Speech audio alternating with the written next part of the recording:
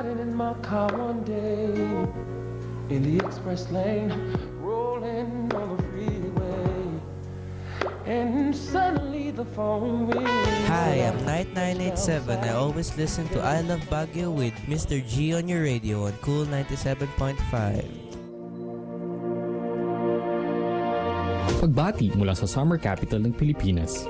Nais po namin kayong paalalahanan na ang lungsod ng Baguio ay mahigpit na nagpapatupad ng bawal na paninigarilyo at vaping ayon sa ordinansa bilang 34 serye ng 2017. Ang paninigarilyo at vaping ay mahigpit na ipinagbabawal sa mga pampublikong lugar tulad ng paaralan, opisina, sports facilities, mga kainan, mga tuluyan, parke, palaruan, at sa mga pampublikong sasakyan. Sa sino mang lalabag sa ordinansang ito ay papatawan ng halaga mula sa 1,000 hanggang 3,000 at hanggang 3 buwang pagkakakulong. Inaasahan po namin ang inyong kooperasyon para sa mas malusog at mas malinis na lungsod ng Baguio. Maraming salamat po. Cool 97.5. Cool 97.5. Sounds beyond cool.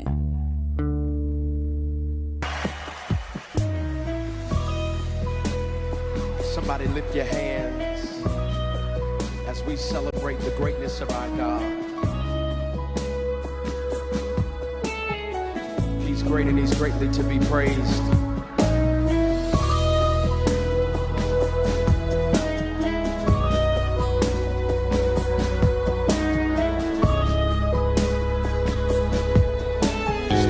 Song that says this: our God is awesome. He can move mountains. Keep me in the valley. Hide me from the rain. Come on, our God is awesome. He heals me when I'm broken. Gives strength where I've been weak. Forever He'll reign. Come on, say, my God is awesome. He can move mountains. Keep me in the valley. Hide me from the rain. My God is awesome. He heals me when I'm broken. Strength where I've been weak. Forever He'll reign. Come on, if you believe it, lift your voice and say it. Come on, if you know He's awesome, say it. Come on and lift your voice. Awesome. My God. Come on and testify. Awesome. If you believe it, say it. Come on and say it. Think about it. Savior of the whole world. Giver of salvation. By His stripes, I'm healed. My God is awesome. Today I am forgiven. His grace is why I'm living. Somebody ought to praise His holy name. Come on and testify. If you know He's awesome, say it. Come on and lift your voice and say, awesome. Awesome. Come on and say, awesome. Awesome. My God. My God is awesome. Come on and say, awesome. Awesome. Come on, if you believe it, lift your voice. Awesome. Awesome. Come on, somebody.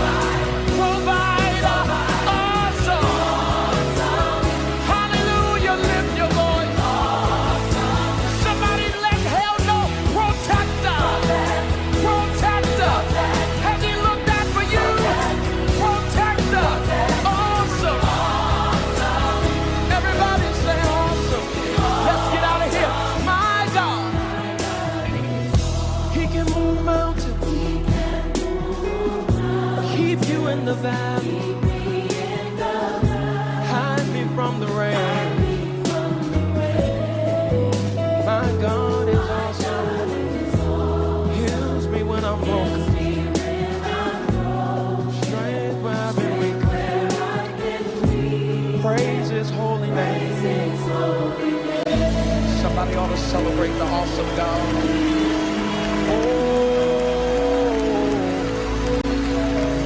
Oh, He's awesome.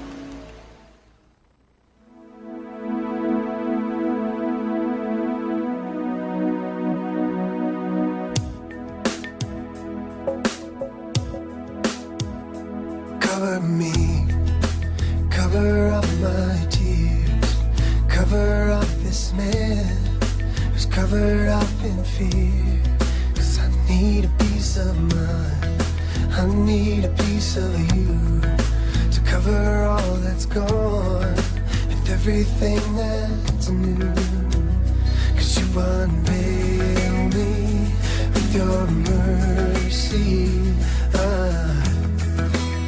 wanna breathe you in, and you unfold me, and you hold me.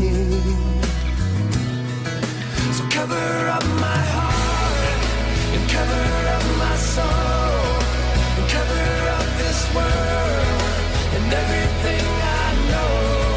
And cover up the sky, and cover up the sea, and cover up the mountain, and every part of me, and every single breath I breathe.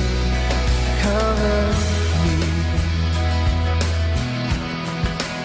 I am still alive and covered up in years, covered up in lines as innocence appears.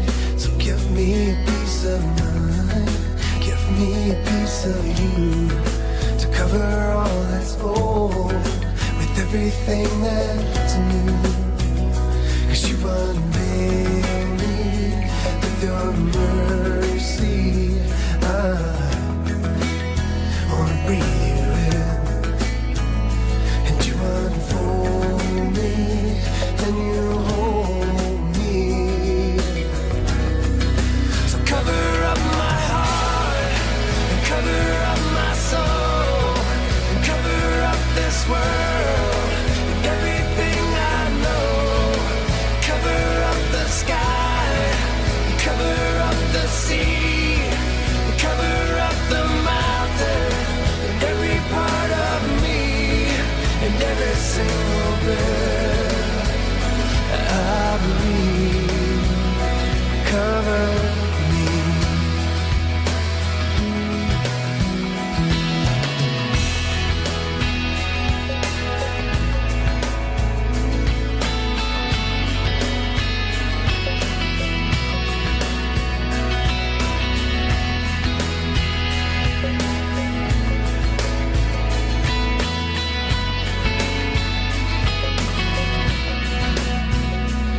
Unveil me with your mercy.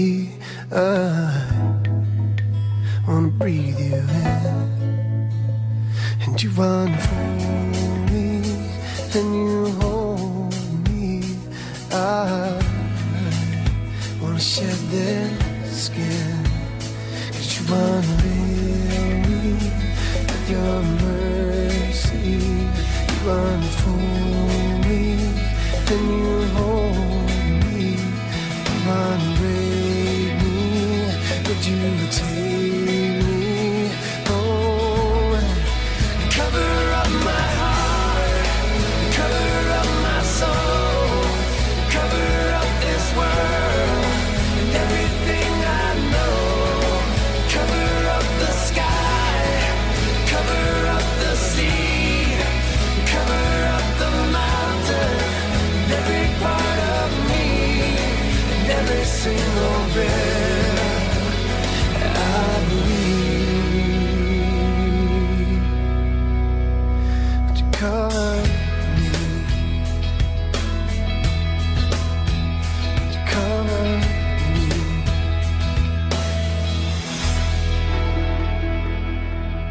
Mga kaibigan, oras po natin ngayon ay alas 3 ng hapon. Medyo hapon po ang ating radio program. Kasama niyo po si Mr. G on your radio at isang pasasalamat Baguio City mula kay Vice Mayor Edison Bilog. Yan, binabati po natin at wini-welcome po natin sa ating radio station ang ating magaling na Vice Mayor ng Baguio City. Vice Mayor, sir, good afternoon po. Yes, good afternoon din, Mr. G, at good afternoon sa ating mga listeners and viewers nitong ating programa, ang Mr. G ng Cool 97.5 WLY Christian Station.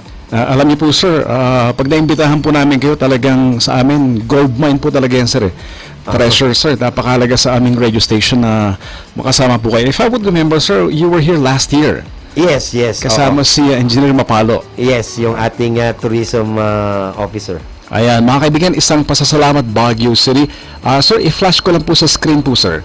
Yan ang ating pasasalamat po para sa ating mga kababayan sa Baguio City. Una po, sir, isang pasalamat po sa GoB1, Gobyernong Bago. Yes, oo. Sa lahat po ng bumubuo ng GoB1, of course, si Congressman Mark Go, si Vice Mayor Tino Loan, and of course, yung mga tumakbong councilors noon, maraming salamat sa ginawa niyong pagtulong at pagsuporta sa akin. Bagamat hindi tayo pinalad, alam ko naman na hindi nasayang yung ating pagpapagod. Ngayon daw, hindi na GoB1. Nabago na daw yon, Bigo 1, kasi nabigo daw yung isa, kaya Bigo yung 1. Kaya GoB1 naging Bigo 1. At syempre po, sir, ating pasalamat po yung mga kasama po natin sa City Council, sir, sa Yes. City Hall. Oo. Alam nyo, itong set na ito, itong City Council na ito, I'm so proud of them. Alam nyo kung bakit? Kasi for 2 times na tayo po ay lumahok sa search for most outstanding legislative body in the entire Philippines, 2 beses rin tayong pumasok sa national finals. At ang magiging awarding nitong second na pagpasok natin is this June 20 yata yun, o 22. And ang mangyayari dyan,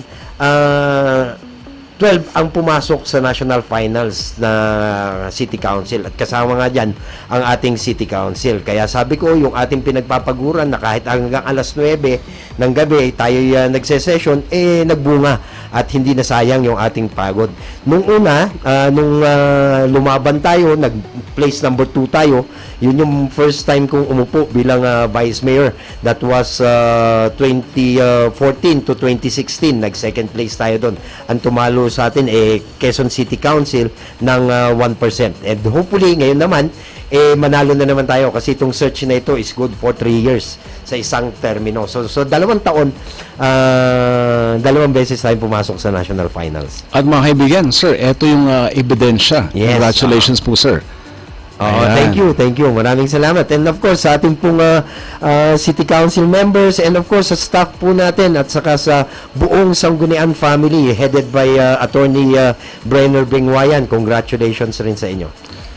Sir, gaano niyo po kamahal, sir, ang Baguio City po, sir? Sobra. Alam mo, sa loob ng 9 na taon na ako'y nagsilbi sa ating bayan, wala akong inisip kung paano ko matutulungan ang ating mga kababayan, mga senior citizens at saka yung mga hindi senior citizen, and of course ang ating bayan. Masasabi ko sa ating mga kababayan na pwede ko silang tignan mata sa mata, at pwede ko sabihin hindi ako nagpayaman nung tayo po ay nanilbihan sa loob ng 9 years, both as a city councilor and a vice mayor, and of course 2 beses nag-acting mayor.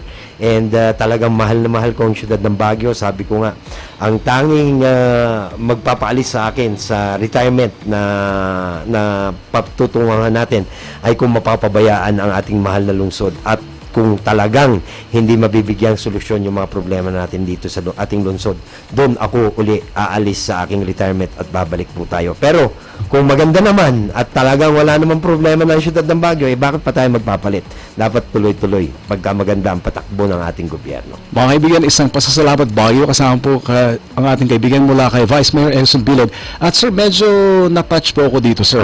Yung ating mga senior citizens, napakalapit po sa inyong puso, sir. Gusto niyo mang maiyak dito, sir, pero wala po kayong magawa kundi magpasalamat po sa ating mga senior citizens po, sir. Yes, yan po ay nangyari sa Duntugan, at saka rin kahapon bumisita rin po ako sa Bakaking Central. Pinuntahan po natin yung mga taong malalapit po sa akin, yung senior citizen, at tayo po yung nagpasalamat at nagpaalam po sa kanila. Habang tayo po yung nagpapaalam at nagpapasalamat, yung iba pong senior citizen kasi, nakikita ko po nagpupunas po ng luha po nila. Pati po ako, ang sabi ko nga po, ayaw ko umiyak sana pero pati po ako talagang pinilit ko pong pigilan ang pagtulo ng aking luha, pero hindi ko po nagawa yon. At talaga pong pumatak rin po ang ating luha. At dahil nga po sigurado mamimiss ko po ang mga senior citizen at ang ating mga kababayan dito sa siyudad ng Baguio. Sir, may nagpapatanong po dito isang listener po. Pwede po sir, pakishare daw po paano po ang simula ng isang Edison Bilog sa politika dito sa Baguio City po, sir? Okay. Actually noon, wala akong balak pumasok sa politika. Unfortunately, yung talagang politician sa aming pamilya, yung aking ama, namatay noong 2007 habang tumatakbo. At kaya nangyari to, 2010, napilitan tayong pumasok sa politika kasi biro mo, 3 beses ba namang nagpaarap ang iyong yumaong ama sa'yo, imposibleng hindi ka bibigay. Baka mamaya, yung pang-apat, hindi na lang paarap, baka dalawin ka na mismo. Sigurado, atake sa puso ang aking kayayanat na noon. Pero nangyari talaga, 3 times na nag-enter siya sa aking panaginip, at ang nangyari doon, napilitan tayong tumakbo noong 2010, at pagkatapos noon, noong 2013, nag-number 1 tayo. Pagkatapos doon, naging vice mayor tayo dahil namatay rin po si Vice Mayor Fariñas. 2016, tumakbo po tayong vice mayor, nanalo pa rin po, at pero nitong 2019, medyo hindi po tayo pinalad. Kaya nga po, sabi ko, 2 beses pong tayo'y tumaas dahil namatay po yung 2 taong medyo malapit rin po sa atin at atin pong iniudulo, yung aking yumaong ama at saka si Vice Mayor Fariñas. Ayan. At sir, balik tanaw po sir. Eto, masyadong tingin ko sir, mahalaga to sa ating mga kababayan po sir. Yung inyong journey sa politika, i-post nga natin to sir.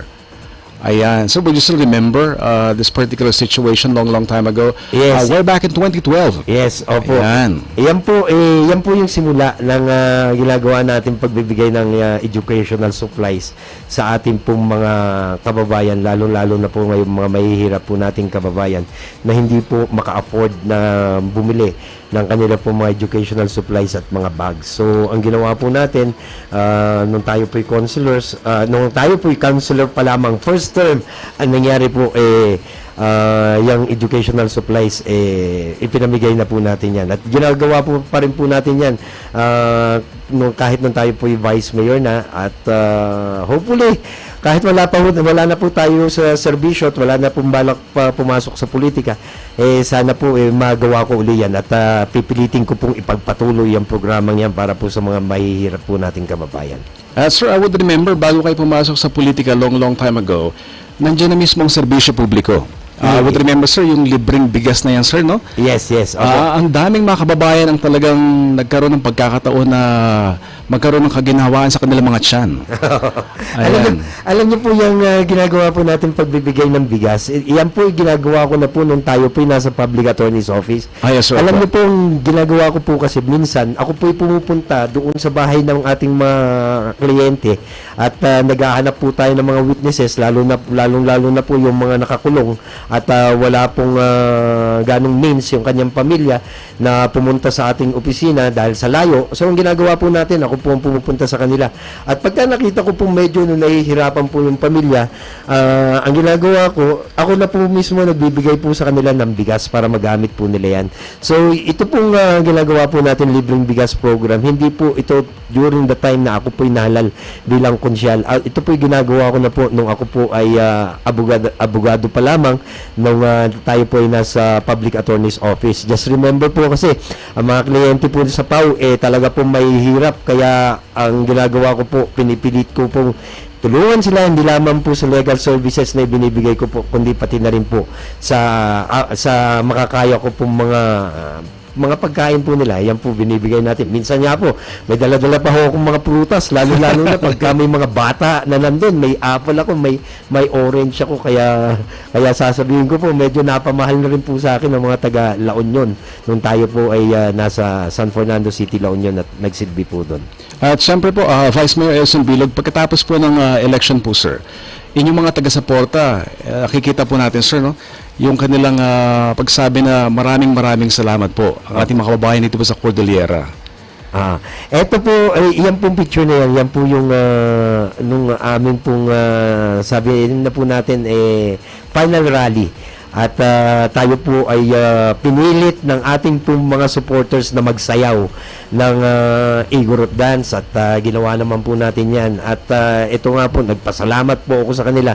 Hindi lamang doon sa time na yon, kundi hanggang ngayon, kahit kahapon, nagpasalamat pa rin po ako sa kanila nung doon sa umattend po ng celebration ng aking anak na pinabinyagan yung kanyang apo at saka yung advance celebration po ng aking pong graduate na anak kasi magna cum laude po siya sa St. Louis University sa Legal Studies at ang kanya pong graduation bagamat June 28 in advance na po namin yon para isang gastusan na po wala na po akong pera. Vice, i-flash ko lang po to sa mga nakikinig po siya mga kaibigan. Ano nga ho bang mga nagawa ni Vice Mayor Elson Bilog sa kanyang career, sa span bilang isang public servant po? Unahin po natin to, sir. Yan, nanilbihan po kayong Vice Mayor ng Baguio City. Ayan. Ang dami po niyong mga ipatupad. Ito, sir, ipatupad niyo po yung pagbabago sa lungsod ng Baguio upang matugunan mga pangailangan ating mga kababayan. Opo, katulad po ng sinabi po natin kanina, alam niyo po ang ginawa po natin doon, kahit basta hindi pa natatapos yung aming agenda, kahit abutin kami ng alas 9, hindi po pwedeng mag-adjourn. At katulad nga po ng sinabi po natin, yung pagbabagong yun, pinakita po namin ang kasipagan po ng City Council, nagbunga po dahil nga po dyan sa mga awards na natatanggap po ng ating konseho. Sabi ko nga po, yung klaseng pagbabagong yun po sana ang aking advokasya na talaga pong baguhin ang takbo ng ating gobyerno, baguhin hindi lamang po ang City Council kundi pati na rin po ang pamamahala ng ating syudad. Pero unfortunately yung pangarap po natin na mabago ang pagpapatakbo sa syudad medyo pangarap na lamang po yata at hindi na po matutupad. Pero kahit ganun po hindi po ako magsisisi dahil alam ko po nagawa po natin lahat ang ating pong kakayanan nung tayo po ay nagsilbi bilang Vice Mayor. Sir, hindi lang kayo typical na politician. You were at one point one of the most outstanding city councilors in the entire Philippines. Yes Ayan po. po, sir, you were given an award. Yes po. Tayo po yung na-nominate sa search for top outstanding councilor ng Pilipinas. At ang nangyari po dyan, pumasok po tayo sa finals pero unfortunately hindi po natin nakuha po yung award na ating pong minimiti. Pero alam niyo po, secondary lamang po yung mga awards na tinatanggap po natin. Ang purpose po talaga natin is magsilbisyo at kung acknowledge po ng ibang ahensya yung binibigay po nating serbisyo, kami po yung nagpapasalamat. Pero sabi ko nga po, secondary lamang po yung award na yan. Ang talagang purpose po natin ay magsilbi po sa ating bayan. At Vice Mayor, nagpapasalamat po tayo. Ito po yung Solo Parent ID. Yes. Yan. Isa pong project na ginugulan nyo ng matindi, sir. Yes po. Na effort mismo. Yes. Actually, dalawa po yung talaga pong tinutukan ko na before ako po umalis bilang Vice Mayor at bilang isang public servant po sa ating syudad. Gusto ko po sana talaga mapatupad to. Ito nga pong Solo Parent Ordinance at saka yung ating pong free movies para po sa ating mga senior citizen. Ito pong Solo Parent ID na naipost po natin sa Facebook. Ito po yung mga requirements para makakuha po sila ng ID at makakuha po ng booklet. Para sa ganun, pag kami booklet na po sila at may ID, ma-avail na po nila yung mga benepisyo katulad po ng mga discounts para po sa ating mga solo parent. At ako po yung natutuwa at bago po ako umalis, bagamat ito po yung na-approvean last year, ngayon lamang po i-implement nung natapos na po ang election, okay pa rin po sa akin yun, happy pa rin po ako at dahil ito po ay napatupad na po ng ating gobyerno at ito po ay talagang malaking katulungan sa ating po mga solo parent. At sir, Vice, ito po yung isa rin nabanggit niyo po kanina, no? Yan naman po yung libreng sine ng ating mga senior citizens at persons with disability. 5 days na po kasi ngayon ang libreng sine nila. Galing naman po. Oo, at any time of the day pa. So, kung gusto na po nilang manood ng alas 12 o kaya alas 2, alas 4, pwede na po. Hindi katulad po ng dati, one day nga lang po, tapos ang mangyayari pa, first hour showing. Ngayon, ang mangyayari po dyan, any time of the day, Mondays and hanggang Fridays ng every week, pwede po silang manood ng sine na libre. At ang kinakailangan lamang po nila ay kumuha po sila ng booklet sa OSCA. At ang mangyayari nga pala by June 14, meron po tayong launching ng free movie passes para po sa senior citizen at persons with disability. Pero ang involved lamang po dito mga president ng different senior citizens association ng bawat barangay at ng mga persons with disability, yung mga asosasyon po nila. Sila po ay pupunta doon sa OSCA office para po sa launching ng ating pong free movie passes para po sa senior citizen at saka sa persons with disability. Happy po ako dahil nung ako po'y aalis, ito pong dalawang malapit sa puso kong ordinansa ay napa-aproban po natin, napa-implement bago po ang June 30. Sir, may nagpapakumusta po sa Marley Diaz Subnet. Yes, thank you din po, Vice, sabi po sir. Wala siya kahapon Marley, may utang ka sa akin, pakakainin mo ako ng dinner. Sir, may nakita kang posting sa Facebook niyo po. Ito yung gusto niyo talagang gawin po sir, no? Napakaganda nito. Anong background nito sir? Alam niyo po yan, yung mga plastic po kasi na yan, pwede po natin magamit yan, hindi lamang po bilang source of energy, pwede rin po natin magamit yan sa iba pa hong pamamaraan. So, sabi ko, alam niyo po, nung ako po ay tumatakbong mayor, yan po ang isa ko po talagang balakin. Yan po kasi nag-offer po yan sa city government of Baguio yung may may invention nitong programang ito, pero hindi po siya pinansin noon. Sabi ko, kung ako po ang uupo, talaga pong pipilitin ko pong mapa-implement dito yan dahil sigurado po kikita po ang ating lungsod dyan sa plastic na gagawin po nating source of energy or any other materials na pwede pong ma-produce out of the plastics. Kaya sayang po talaga. Ako po yung nangihinayang. Pero hopefully, malay nyo, baka itong mga uupong opisyalis, i-adapt na rin po yan. Mga kaibigan natin pong special guest, isang pasasalamat Baguio City. Kasama po ang ating magaling na Vice Mayor ng Baguio City. Yan, isang pasasalamat Baguio City. Sir, hindi po kayo ordinary na lawyer. Naging best public attorney po kayo in the entire Region 1 in 2000. Ayan. Sir, pwede tayo magbalik tanaw po sir yung inyong ginawang pagtulong. Ang concentration niyo po yung para sa mga mahirap. Yes po, talaga po dyan. Nung tayo po ay nasa Public Attorney's Office, tayo po ay na-assign sa Region 1, ang nangyari po, tayo po ay kinumend ng mga judges ng San Fernando City, La Union as as the best public attorney sa buong Region 1. At ito po ay nakuha po natin dahil nga po sabi po nila sa sipag na ipinakita po natin at dedikasyon na atin pong ginawa nung tayo po ay nasa Public Attorney's Office. Katulad nga po ng sinasabi ko po sa ating mga kababayan kanina, alam niyo po, ako po ay umaakyat sa mga bundok at binibisita po yung mga bahay ng mga kliyente po natin. At minsan nga po, baon po natin bigas o kaya mga prutas o di kaya kung ano po pwede ko kaya pong dalhin doon yun po ang ating ibinibigay sa ating mga kababayan na mahihirap doon sa San Fernando, sa La Union, sabihin na po natin. At ito po ay na-acknowledge ng ating po mga judges doon. At siguro na-acknowledge rin po yan ng ating opisina dahil ang nangyari po tayo po ay na-promote na bilang pinakabata na Assistant Regional Director nung kapanahunan po natin.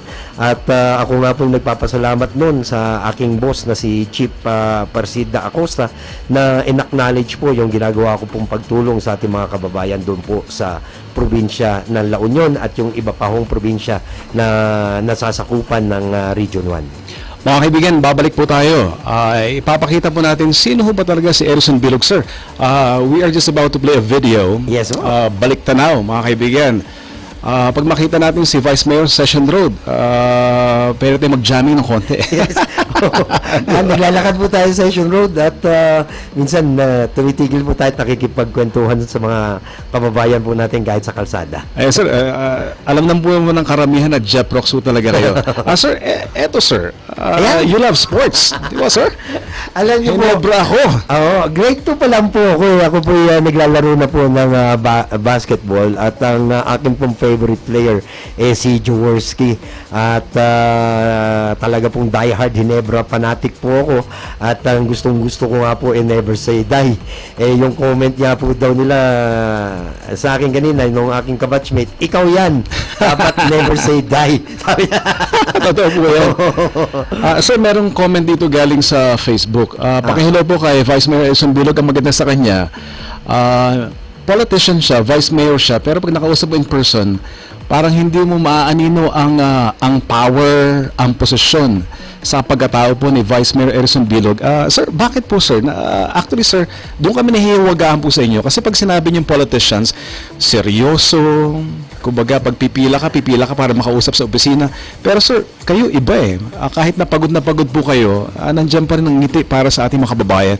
Sir, yan ba ang parang isa sa mga pamana ng inyong tatay po, sir? Yes po, ang aking ama ganito rin po, palangiti rin po ang aking tatay. Ang sa akin po kasi, kung gusto mong mapalapit sa ating mga kababayan, kinakailangan wala kang ere. Kinakailangan ikaw ay mapagkumbaba at pwede mo silang matrato na pare-parehas lamang po kayo. At yan po yung pinipilit po natin gawin. Kaya nga po minsan makikita nyo lamang po ako naka-shorts at minsan nag-iisa lamang pong pumupunta sa patay, wala pong kasamahan at nakikipaglamay po doon.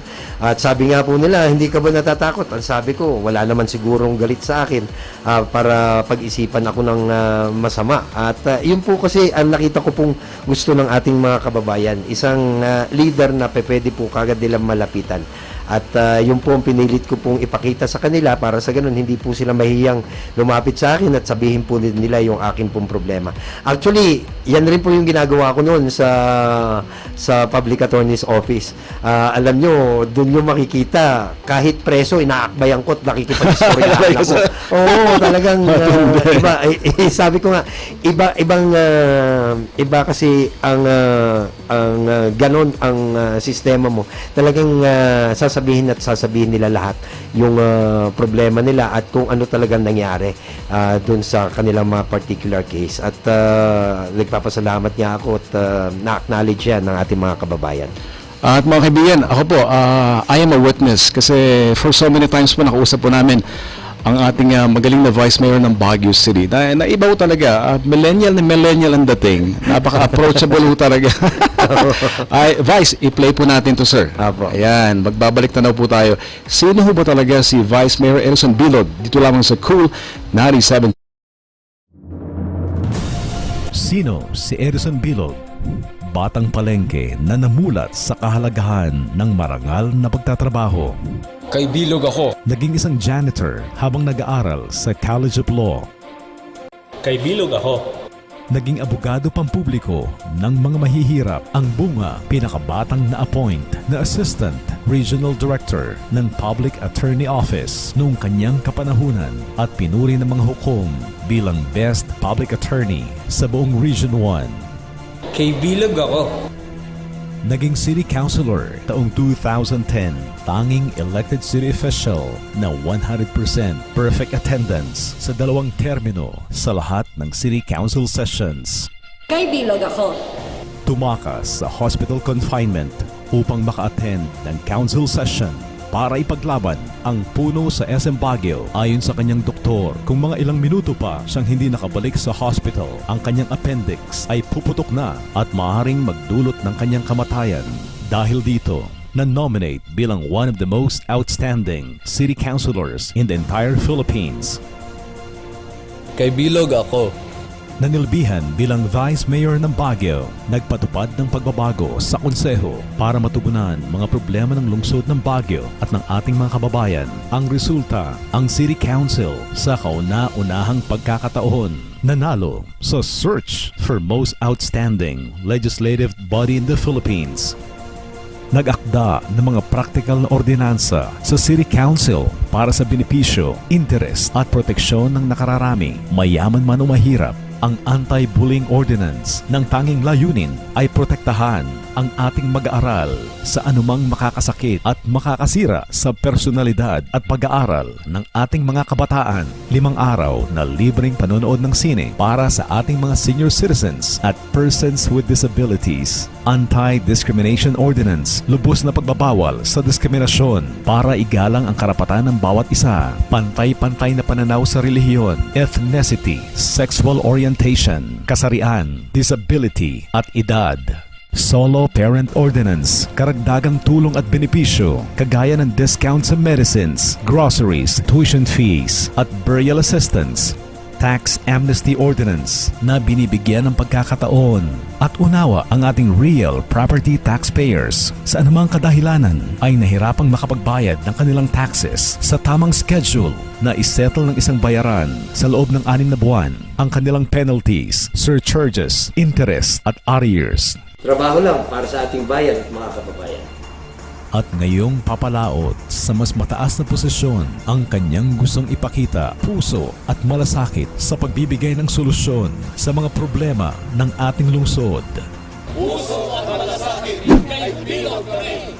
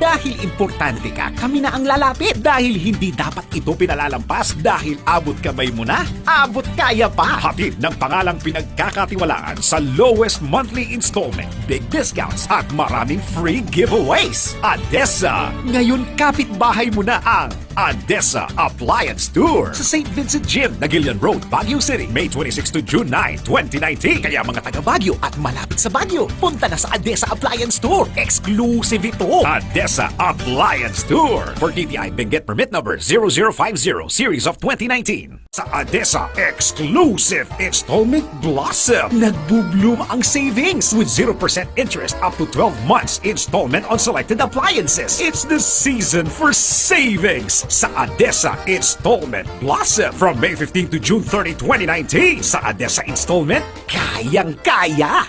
Per DTI R01 Permit Number 045 Series of 2019.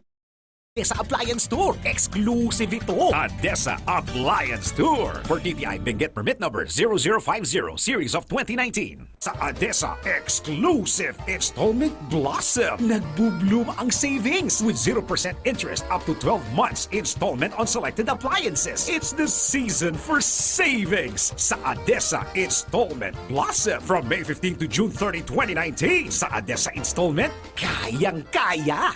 Per DTI R01 Permit Number 045 Series of 2019.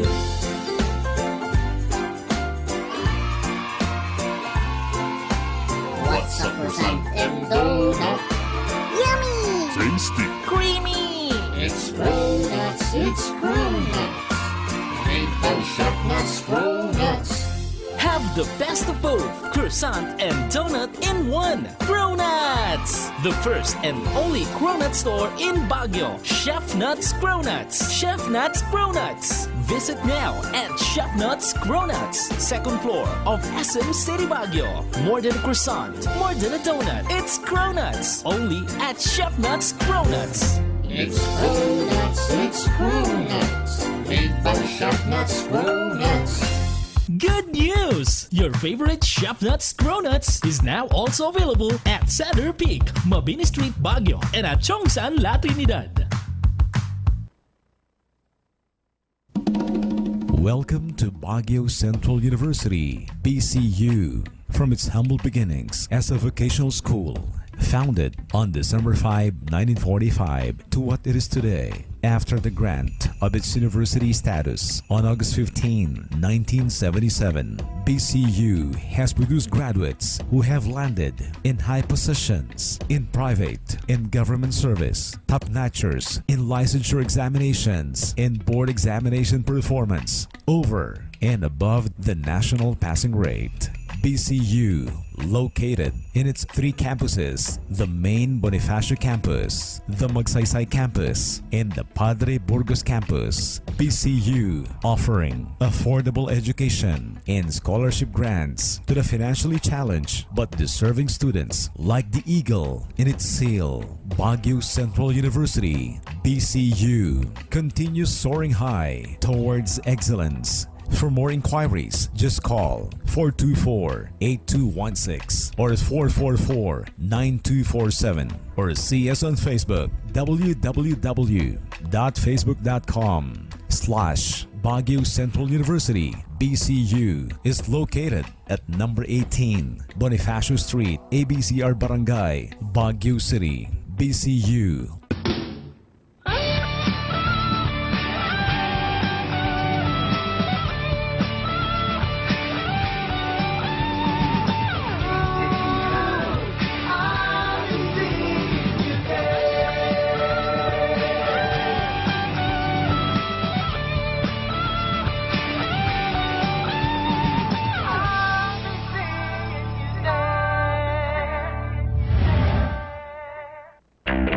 You don't need to memorize the call letters to be able to listen. All you have to do is to set your FM radio dial straight to 97.5 MHz. Saan ka pa? Dito ka na sa Cool 97.5, your coolest radio station in the city.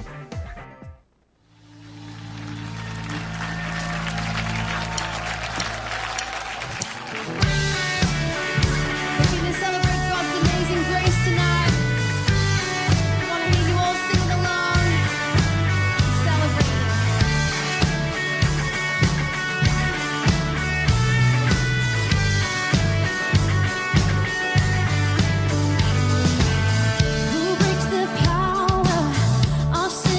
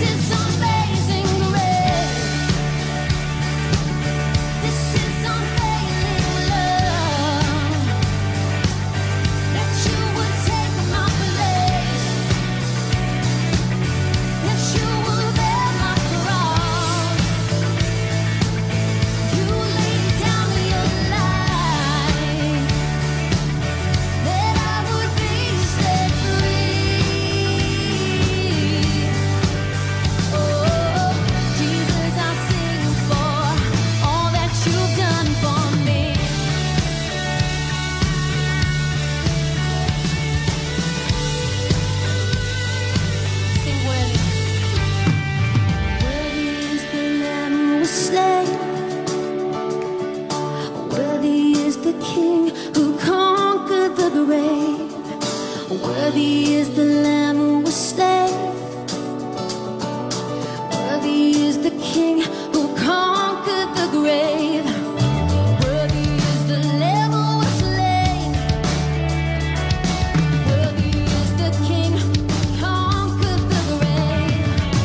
Worthy is the Lamb who was slain. You are worthy, worthy.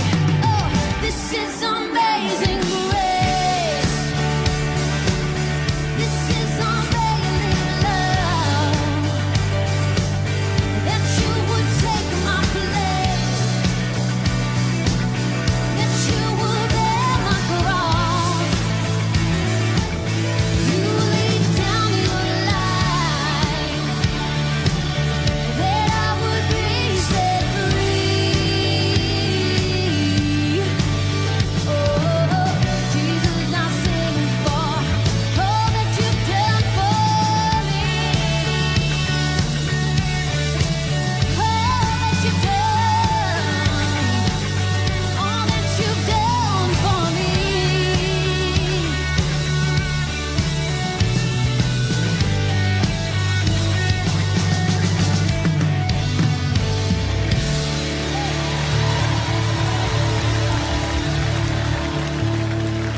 Mga kaibigan, ang ganda po na aming usapan while we were playing some commercials and of course a requested song. Kasama po natin si Vice Mayor Edison Bilog, isang pasasalamat Baguio City.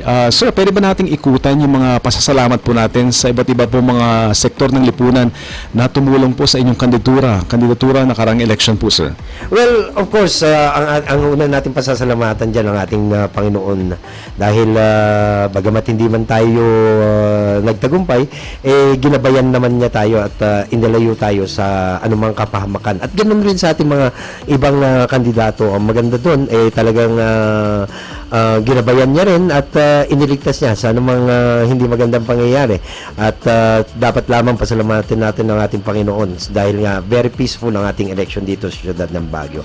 Pangalawa po, nagpapasalamat rin po sa akin sa ating pong pamilya na kung saan talagang hanggang-hangga nandun sila at sumusuporta at tumutulong sa pangangampanya. Sabi ko nga kaya ako napaiyak nung last day ng rally dahil pati ba naman pamilya ko, pati mga anak ko, binanatan ng mga kalaban natin. Nabasa ko yan, sir. Nabasa ko talaga yan. Naman nun. Kasi hindi naman sila ang kandidato Yes, sir. Ako naman ang kandidato. So bakit kinakailangan isama pa nila yung aking mga kapamilya.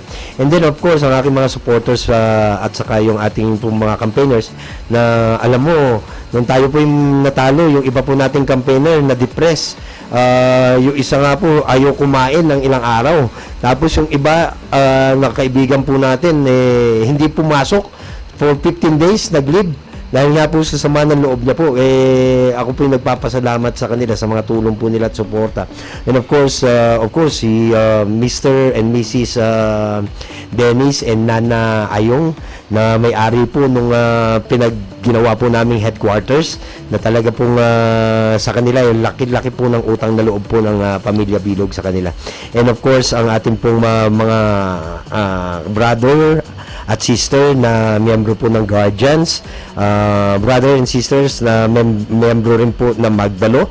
Ang masakit nito, yung Magdalo, yung logo po namin, pinaltan nila ng komunista. Samantalang, alam niyo naman po, ang mga miyembro po niyan, puro, dati po, kung hindi man po military personnel, mga talaga pong hindi naniniwala doon sa cause na pinaglalaban po ng nasa kaliwa. At of course, ang ating pong mga brothers sa Knights of Columbus na hindi rin po tayo niwan, ang mga kabatch ko po sa boys side at girls side na lagi rin pong nandun sa akin. And of course, ang iba po natin mga kaibigan na talaga pong tumulong at talaga pong nagpakahirap sa ating pong kampanya nun. And special mention po natin dyan si Mr. Pons Pascual na talaga po namang nagpakahirap po sa ating kandidatura. Sa inyo pong lahat, maraming salamat. And of course, sa mga bumoto po sa akin, hindi ko po kayo makakalimutan. Sa mga hindi naman po bumoto, ginagalang po natin yung inyo pong pasya at hopefully po yung pong ating napili na umupo, mabigyan ng solusyon ang mga problema po natin sa syudad ng Baguio. Sir, balik tanaw po ng konti. Yan, kay Bilog kami. Ayan po. Yung mga supporters po, sir. Ayan po. Iyan po yung taga-dikit po ng ating pong mga posters. Yan po ay miyembro ng Guardians at kaya makikita niyo po, ang dinidikit po nila ay yung mga miyembro rin po ng Guardians, si Consular Joel at saka si Igorotti Pavarotti Garland at tayo, dahil tayo nga po ay mga miyembro ng Guardians. Sila po ang taga-dikit po natin. Mga kaibigan, natin pong special guest, isang pasasalamat. Baguio City, kasama po ang ating butihing Vice Mayor ng Baguio City. Sir, anong nakita niyo pong if you would compare yung elections po ngayon as compared yung nakarang elections po, anong pagkakaiba po, sir? The dirtiest you. Hindi kasi, alam niyo po, nako, sobra po ang paninirang ginawa po nila. Halos, gusto nila ipakita na ako po isang demonyo. Isa pong Lucifer na nag-anyong tao. Hindi po totoo yan. Po ako ganoon. Unang-una po, pinalabas po nila na ako daw po ay ng bababae, mahilig daw po ako sa babae. Alam niyo po, ang problema po dyan, yung ginamit po nila mga pictures noon, yan po kuha po doon sa Vice Mayor's League of the Philippines Conference. At ang masakit po niyan, yan po ang mga pumicture po niyan, Vice Mayor rin po ng Batangas na ngayon Mayor. Ang sabi niya nga po sa akin, nag-PM po sa akin, kung gusto daw po, magbibigay po siya ng statement na sasabihin niya siya ang kumuha at pangalawa, wala po kami mga kasamang babae doon dahil kami po ay magkakasama po sa kwarto. So paano po kami makakapagsama po ng babae doon sa kwarto at doon sa venue ng aming pong convention. At pero sinabi ko na naman po, wag na lang po siyang mabahala dahil ang payo naman po sa akin, wag na daw pong sagutin. Ay hindi po natin sinagot. Pero kung sasagutin po natin, talaga pong may papakita po namin dahil hindi lamang po yun ang picture. Pati po yung grupo namin, may mga picture po kami doon sa malapit po sa tabi ng swimming pool na ginawa po nilang para bahong sabihin na po natin pinalabas na hindi maganda yung kuha pong yun. Tapos pangalawa, sinabi rin po nila, ako daw po ay miyembro ng komunista. Diyos ko naman, hindi naman po talaga totoo yun dahil unang-una po, ako po ay active member ng Guardians at saka active member po ng Magdalo. So paano po tayo magiging komunista?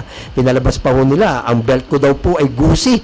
Isa po ang belt ko, ito pong suot-suot ko at ito po ay hindi ko po pinapalitan dahil ito po yung belt ko na binili ko nung ako po ay maging consular. First 2010 pa ho ito, kaya medyo bulok-bulok na. Ginawa pa ho nilang gusi. Ngayon po nakita ko ang gusi pala ho mga bulok na belt. Tapos alam niyo po, gusto ko rin po ipaliwanag sa kanila.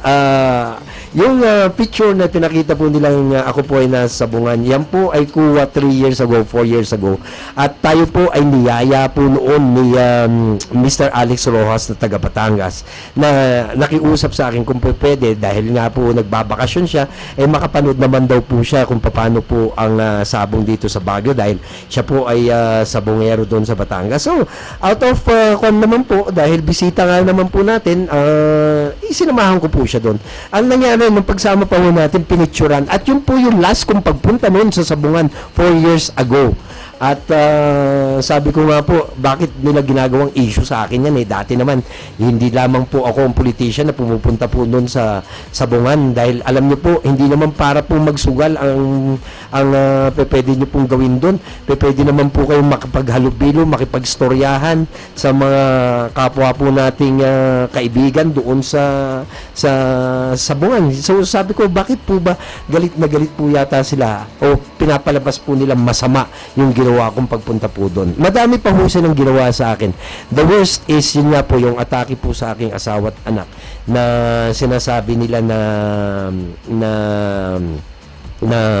medyo matataray daw. Unang-una po, sasabihin po nilang matataray yun dahil sinasagot po nila yung mga pagbabash sa akin ng mga kalabang ko po. Siyempre magagalit po yung mga yun dahil binabash niyo po yung asawa at tatay nila. Sa tingin niyo po ba ngingiti, tatawa na lamang po sila sa mga masasakit na sinasabi po ng mga bashers na yan, na puro dami account naman po yung iba. Kaya sabi ko po, ngayong taon na to napakarumi at may allegations pa na vote buying na nangyayari po ngayon, napakasakit. Ang Baguio ay hindi po ganito. Ang Baguio pong alam ko, napakatahimik, napakalinis ng eleksyon. Unfortunately, ito pong last na eleksyon, ang dami pong mga paninira, ang dami accounts na ginawa para lamang po siraan ang mga kandidato. Hindi lamang po ako, kundi pati na rin po si Congressman Marco, pati na rin po si Vice Mayor Tino Oloan at iba pa po naming kasamahan. Sabi ko, it's about time by next election, sana hindi na po ganitong ang mangyari, at sana po talaga pong malinis at tahimik, at sana ang gawin na lamang po natin kung ano po yung gusto nyong gawin sa Baguio, yun na lamang po ang gawin natin, at wag po yung manira po ng ating kapwa, dahil kung yan po ginawa rin namin sa kanila, sigurado mas malalaman niyo po, mas matitindi pa pala mga ginagawa po nila.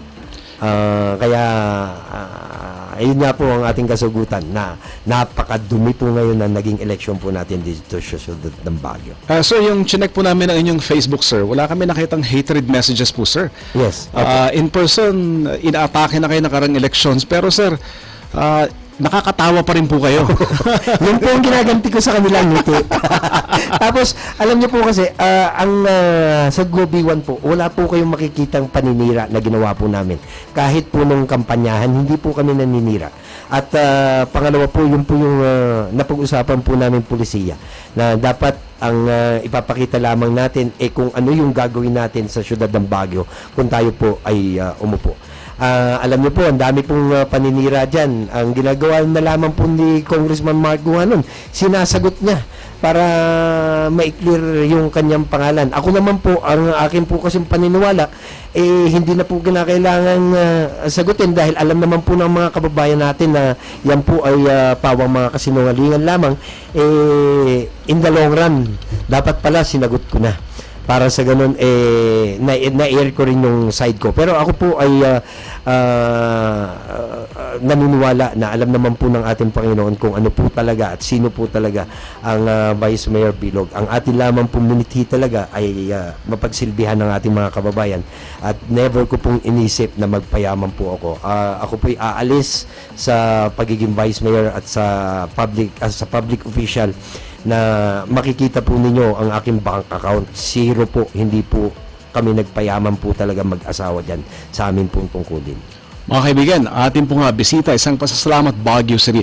Sir, ang suporta po ninyo nag-umapa hanggang ngayon. Ayan, ako. Ayan. Ang itim ko pa ho dyan nun.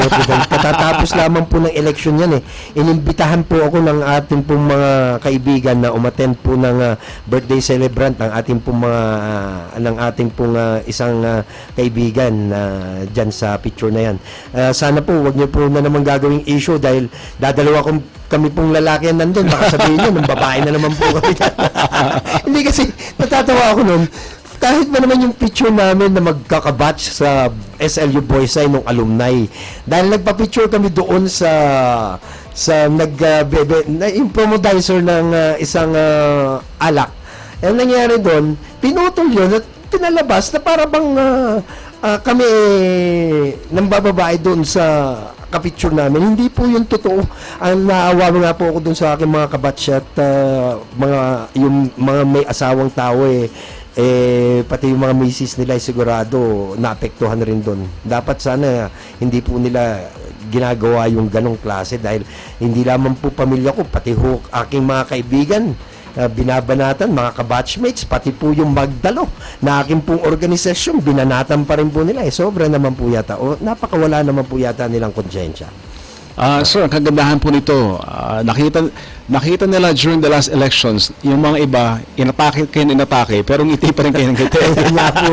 Oo po. Pero talaga po nung last day of campaigning, nung nandun po sa Malcolm Square, talaga po tumulo ang aking luha doon. Hindi ko na po kaya ngumiti nun, dahil sa sakit na po ng aking nararamdaman po yun. Naging tao po ako talaga, na naipakita ko po na talaga po ako'y nasasaktan rin po sa mga batikos na ginagawa po nila, na alam alam naman po natin hindi po totoo. Kung totoo po yun, hindi po ako masasaktan, hindi po ako iyak, pero alam ko po kasi hindi. Tapos pangalawa, pamilya ko po ang inatake nila. Kaya po napakasakit naman po yun para po sa akin. Sir, naging guest po kayo sa ABS-CBN. Yes, okay. Yan, Naimbag na Morning.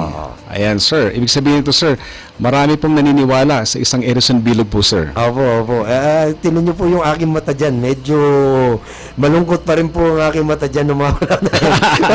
pero yan po, in-interview po sa akin na para po sa Solo Parent Ordinance at kinuha ko na rin po, itinake ko na rin po yung opportunity na pasalamatan po yung ating mga kababayan na sa suporta po nilang ibinibigay sa aking ama at sa akin na rin po at sa opisina po ng Vice Mayor's Office. Sir, napakaganda po nito, sir. Enhancing mobility in Clark through bike sharing. Ano po to, sir? Alam niyo po yan, yan po ay ina-adapt po nila sa Clark po yan. At ang aking pong isang sa panaginip po natin, yan po sana ay gagawin po natin dito na kung saan i-encourage po natin ang ating mga kababayan na gumamit po ng bisikleta. Sa Clark po, very successful. Ang ganda po niyan dahil unang-una, naproproteksyonan natin ang ating environment. Pangalawa, very healthy po yan sa ating mga kababayan. Pero unfortunately, yung ating pong pangarap na yan, hindi po mabibigyang katuparan dahil nga po hindi po tayo nakaupo. Pero hopefully, sana in the near future, mabigyan na rin po ng katuparan yan. Natutuwa nga po ako nung isang araw, meron po tayong bike day dito po sa siyudad ng Baguio. Nakita naman po natin yung ating mga kababayan. Talagang naman po, ang dami pong nagbibisikleta. And hopefully, ma-encourage rin na po natin yung iba nating kababayan na magbisikleta rin po. At gamitin po natin yan para po sa ating environment. Sir, babalik na po kayo sa inyong pribadong buhay. Yan po yung dalawa ko pong makukulit na kaibigan. Of course, si Mr. Pons Pascual, yung nandun po sa gitna. At dito po si Colonel Beto Treyes. At pinag-uusapan po namin kung ano po ang gagawin po namin na ngayon pare-parehas po kaming walang trabaho.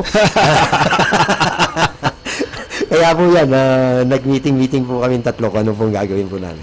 Mga kaibigan, sa mga hindi nakakalam po, meron pong radio program ang ating Vice Mayor Edison Bilog. Sir, pwedeng paki-plug po, sir, anong radio station at anong oras po, sir? Sige po. Ako po ay every Friday, 10 to 11. Ako po ay nasa Z Radio, 98.7. At hopefully, may pinag-uusapan rin kami ni Mr. G dito at baka sakaling malay nyo, dalawa na yung aking radio program. Maganda po. Kasi wala naman po tayong ginagawa ngayon. Private practice lamang po tayo siguro. At saka pangalawa, siguro hopefully, yung isa po nating project para po sa engineered sanitary landfill, atin na pong mabigyang katuparan yan. Alam niyo po, kaya ang lakas-lakas na loob ko nun na sigaw sa buong Baguio yung solusyon po natin sa ating problema sa basura. Kasi alam niyo po, yung grupo po ng amin, meron na po silang nakuha ang social acceptability sa isang munisipyo. Meron na pong resolution yung municipal council na pirmado rin po ng kanilang mayor. Meron rin po tayong resolution yaling po sa barangay. Ang mangyayari na lamang po sana, pupunduhan ng ating syudad, bibilin po natin yung lupa, pagkatapos nun ipapatayo po natin yung engineered sanitary landfill. And then after that, after how many years, gagawin po nating waste to energy po yung ating pong basura. Yan po sana, kasado na, pero unfortunately, hindi po tayo sinuwerte. At ang gagawin po natin, ipra-privatize na lang po natin yan. At hopefully, magamit po yan ng syudad ng Baguio. At kahit kalahati po na ginagastos ng syudad ng Baguio ang mabigay po nating bawas sa ESL na yan, magawa po sana natin. Sir, may nagpapatanong po dito, yung suporta ng inyong anak po, sir, during the last elections, grabe, sir. Opo. Si Ma'am Kathleen Bilog, actually, makikita mo talagang pagmamahal niya sa kanyang daddy. Sir, may mensahe ba kayo kay Madam Kathleen po, sir? Actually, hindi lang si Kathleen. Yung tatlo ko pang anak, of course, si Christine Claire. Si Christine Claire, kaya hindi po siya isinama doon sa ibinash nila dahil hindi po siya sumasagot sa Facebook ng mga nagbabash po sa akin dahil busy po siya. Isa po siyang nurse sa VGH, kaya wala po siyang panahon talaga pong sumagot doon, pero gustong-gusto niya na rin daw pong sumagot doon mga oras na yun. Of course, si John Von Edison, yung pong sabi ko nga pong mag-graduate sa June 28 as magna cum laude sa legal studies po ang kanyang course, and talaga pong sila po ay talaga pong nagpakahirap sa aking kampanya noon. Of course, ang aking may bahay na si Remy, talaga pong nagpakahirap po. Alam niyo po ang reason kung bakit ayaw ko pong i-post sila sa Facebook. Kasi ayaw ko pong sila po ay mapasama sa politika. Dahil pagka sila po ay napasama sa politika, sigurado magiging open po sila sa mga paninira ng aking mga kalaban. Kita niyo po, ang nangyari nga po nung last election, hindi lamang po sobra ang ginawa talaga sa aking pamilya. Talaga pong halos hindi po makain yung mga dinanat po sa aking pong may bahay at ang aking pong mga anak. Kaya nga po, sabi ko nga po hindi ko na nga sinasama sa aking mga programa at proyekto, para sa ganun hindi na po sila binabatikos, isinama pa rin. So sabi ko hindi talaga yata makatulungan yung ginawa ng mga kalabang ko sa akin nung panahon ng election. Sir, may nagpapatanong po dito. Ano daw po ang balak niyo pong gawin, sir? Ngayon malapit na po kayong pumasok sa pribadong buhay, sir. Anong mga magiging daily routine ng isang Edison Bilog? Una po, tayo po magpa-private practice. Tapos pangalawa po, hopefully itong radio program po natin hindi lamang maging isa, hopefully maging dalawa. Tapos pangatlo po, yung nga pong sinabi ko po sa inyo, bibigyan po natin pansin yung sa pribado po ng engineered sanitary landfill doon po sa isa pong munisipyo dito po sa probinsya ng Benguet, at hopefully po mabigyan po natin katuparan po yun. And of course may mga iba't ibang offer po kasi sa akin ngayon. Meron po doon sa Subic, so tapos kinukuha rin po akong technical advisor ni Congressman Mark Go. So nandiyan pa rin po naman tayo, at hopefully yung mga programa pa rin po natin, yung libreng butika ni Vice B, ngayon libreng butika na lamang ni Attorney B ang mangyayari. Pipilitin pa rin po nating mabigyang ipagpatuloy yung programang yan. At yung sa libreng bigas program, gagawan po natin ng pamamaraan yan para may pagpatuloy ko po yan, dahil yung iba naman po nating mga kaibigan willing pa rin pong mag-donate sir, mga bigas. Sir, ano pong mensahe niyo po, sir, sa inyong mga kasama po, sir, sa opisina po, sir? Inyong staff mismo, sir, sa City Hall. Ito po, alam sir, mo, talagang itong aking mga staff na ito, hindi ko po kayo makakalimutan. Ako nga pong nagpapasalamat. Ang nangyari pa ho dyan, kayo po ay kinuha ni Tino Olowan, inabsorb po kayo dahil alam naman po talaga nila, napakasipag naman po ng aking mga staff. At doon naman po sa mga tumulong po sa akin, yung kanina po, yun yung mga Zumba ladies na Zumba ladies po. Sila po yung nag-organize ng Zumba po natin, yung mga pasumba po natin, talaga po ako yung nagpapasalamat rin sa kanila. And of course, hindi lamang po sa staff ko po sa Vice Mayor's Office ang aking gustong pasalamatan, pati na rin po doon sa mga staff po natin sa Sangguniang Panlunsod na talaga naman pong nagpapakahirap na mabigyan ng serbisyo ang ating pong mga taga-syudad ng Baguio. Sa inyo pong lahat, maraming salamat. Hindi ko po kayo makakalimutan. And definitely, yung utang na loob namin sa inyo, nandito yan, nakaukit sa aking puso. Dadalhin ko yan kahit sa, sabi nga po nila, kahit sa libingan. And sir, maraming sumusuporta sa inyo at alam niyo naman po yan, sir. Isa ako sa inyo sa mga taga-suporta. Ay na-admit ko na po. Actually, po ako makabilog ko talaga ako. Alam ng buong pamilya ko po yan. Hindi na po siya makakasunod ng electioneering niya. Tapos na po ang election. Tapos na po ang election. Sir, as we close our program po, sir, gusto po namin, sir, marinig ang inyong mensahe naman, sir, sa mga para sa ating mga kababayan sa Baguio City na nag-aantay po na magiging mga happenings, updates sa buhay ng isang Edison Bilog. Una-una, sa ating po mga kababayan, ako po'y nagpapasalamat sa inyo sa suporta pong ibinibigay niyo po sa akin sa aking pamilya, sa aking pong opisina, and of course, sa aking pong yumaong ama. Makakaasa po kayo, yung suporta po niyan na ibinigay at pagmamahal na binibigay niyo po sa akin, hindi ko po makakalimutan yan. At kahit ako po ay nasa pribadong sektor man, ako po rin po ay handang tumulong po sa inyo. Bagamat masasabi po natin, medyo mababawasan po yung tulong na yon dahil yung ating pong income ay medyo mababawasan na rin po. Pero ako po yung naniniwala na pagka talagang kailangan pa rin po ninyo, ito pong mga hinihiling nyo po sa akin, hindi po kayo pa rin magdadalawang salita, ibibigay ko po rin po yan. Sa akin naman pong mga supporters na umaasang ako po ay babalik, isa lamang po masasabi ko.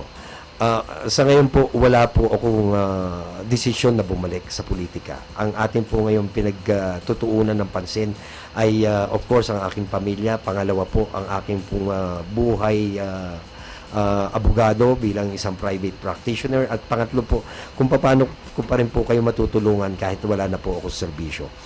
Makakaasa po kayo, ang Attorney Bilog ay nandito pa rin po, handa pong tumulong sa ating mga kababayan, handa po kayong tulungan, at makakaasa pa rin po kayo ng isang matapat at magbuong sipag na serbisyo na manggagaling po sa isang pribadong tao.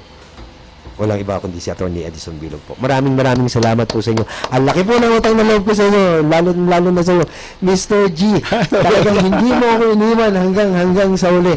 Kahit anuman ang naging resulta, ako pa rin ay iyong kaibigan hanggang rin tayo magiging magkaibigan. Ay, salamat po, sir. Alam niyo po, sir, it's an honor talaga, sir, na makilala po kayo. Actually, habang tumatagal po nakaraan, mas lalo nakikilala namin si Vice Edison Bilog. Yung mga atake sa kanya, sir, false alarm. Fake news. Fake news talaga. Nakita po namin yan kasi nakasalamuhan namin siya, nakausap mismo. At napakasimple, mga kaibigan. So marami nagmamahal po sa isang Vice Mayor Edison Bilog. Sir, God bless po, sir. And may the presence of the Lord, ang kanyang protection come upon you sa inyo po mga future endeavors na gagawin po sa inyong pribadong buhay. Thank you, Mr. G. Maraming salamat po. At maraming salamat rin po sa ating mga televiewers and listeners po ng ating programa. Ayan, sir, ang ating next na guest po ngayon, one of the best lawyers in Baguio City. Siya po isang UC Law College professor, si Attorney Ronnie John Gandesa. Yes. Yan, teacher salamat po siya ng aking asawa. Ay, teacher. Example po siya ng aking Kaya pala, sir, ingat po kayo, sir. Yes po, maraming salamat, Mr. Sir, G. makikinig po kami sa inyong radio program sa Z Radio. Yes, and hopefully magkaroon na rin tayo ng isa dito. Gusto ko yan, sir. Okay, Maganda po yan.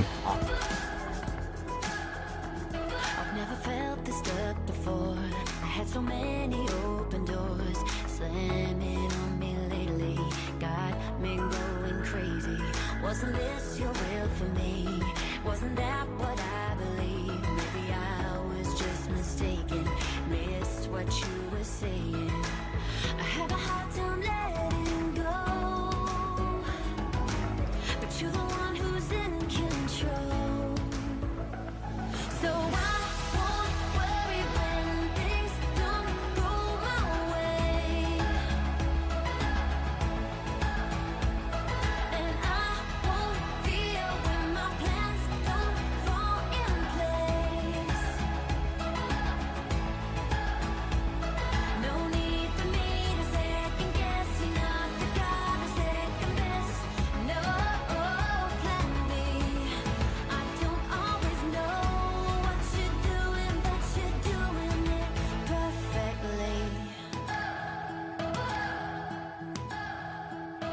It's a foolish tug of war, a heart torn back and forth, a battle deep inside me, fear and faith colliding.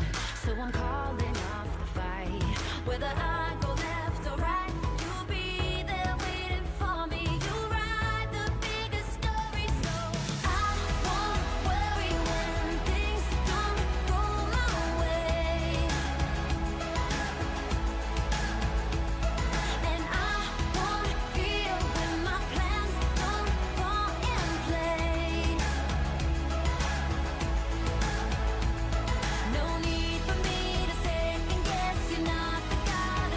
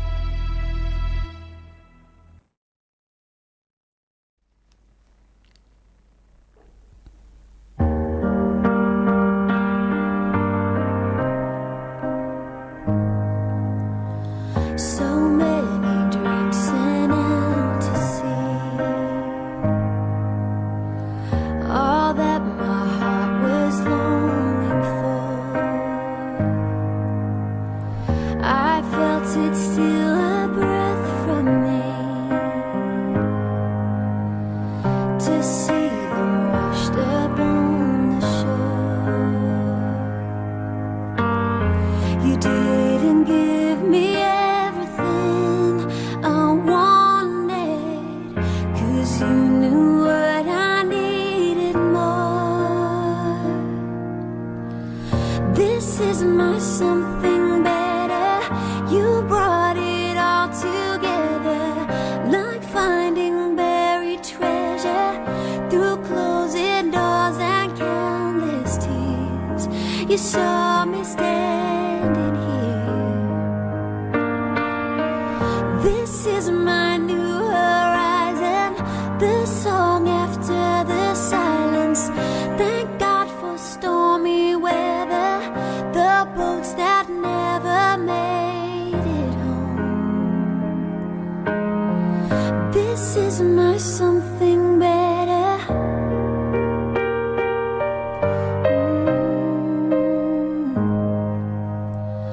To think I'd ever doubt your heart when I could only see through clouded glass. Here standing on the other side, it's clear now you always save the best for last. This is my something better. You brought it all together, like finding buried treasure through closing doors and countless tears. You saw me standing here. This is my new horizon, the song after the silence. Thank God for stormy weather, the boats that never made it home. Forgive me for my lack of faith, believing you were cruel at the time. Through everything that slipped away, you had this moment in mind. This is my something better. You brought it all together, like finding buried treasure through closing doors and countless tears. You saw me standing here. This is my new horizon, the song after the silence. Thank God for stormy weather, the boats that never made it home. This is my something better. Yes, big and big hello to all of you. My name is Mr. G on your radio on Cool 97.5, the only Christian radio station here in Baguio City. We are welcoming to the radio station one of the best lawyers in Baguio City, Attorney Ronnie Joan Gandesa. I happen to be a UC law professor. Attorney, good afternoon po. Good afternoon, Willie, and good afternoon to the listeners of your radio program. At nakaka-touch naman yung sinabi mong one of the best lawyers. I would naman, sir. Probably consider myself as an experienced lawyer. There are better lawyers out there. Alam niyo po, sir, yung bio ko, sir, estudyante niyo po siya, sir. Okay, sa UC College of Law. Yes, sir. Okay. Because long time ago, I kept on asking him questions. Attorney Ponciano, I'd like to take up law. Paano? Kuya, pag maging estudyante mo sa Attorney Gandesa, grabe, marami kang matutunan. So, sir, tumatak sa akin yun, sir. Hindi ba niya sinabing terror na professor? Actually, sir, ang stereotyping daw po, ang nakikita po nila, you are one of the brightest, you have one of the brightest minds here in Baguio City when it comes to law. Oh, thank you very much. Thank you very much. I take it as a compliment. Mga kaibigan, atin pong pag-usapan na buhay lawyer po ngayon. Sir, marami nangangarap na maging lawyer po, sir. Yes. And like weeks ago, so many were asking me questions, sir. Pwede ba mag-guest po tayo ng isang lawyer? Kasi gusto namin mag-law. Anong gagawin namin? Ang unang question po, sir, ano daw pong education sa college is needed to be able to study law? First things first, before you go to law school, Willie, you must have finished a 4-year course in college. You must be a baccalaureate degree holder. Yes, sir. A bachelor's degree, any bachelor's degree will do. You may be a graduate of Bachelor of Arts, any major will do. You may be a nurse, an engineer, or a graduate of the criminology course After that, you can go to law school. Kaya lang, may mga courses na talagang appropriate or proper Yes, sir. preparation sa law school.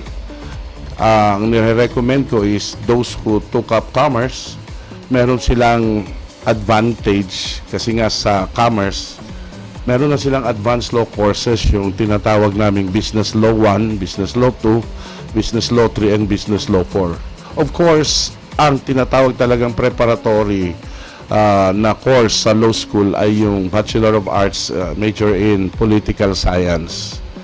There was a time na hindi naman talaga preparatory ang Political Science, but when I went over the curriculum ng AB Political Science, Willie, nakita ko na talagang in-adjust nila yung subjects sa kursong yon para ihanda yung mga estudyante kung gusto nilang pumunta sa law school.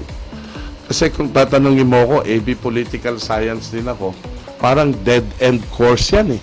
Yes, sir. Dead-end in the sense that pagkatapos mo ng AB Political Science, you have nowhere else to go except to go to law.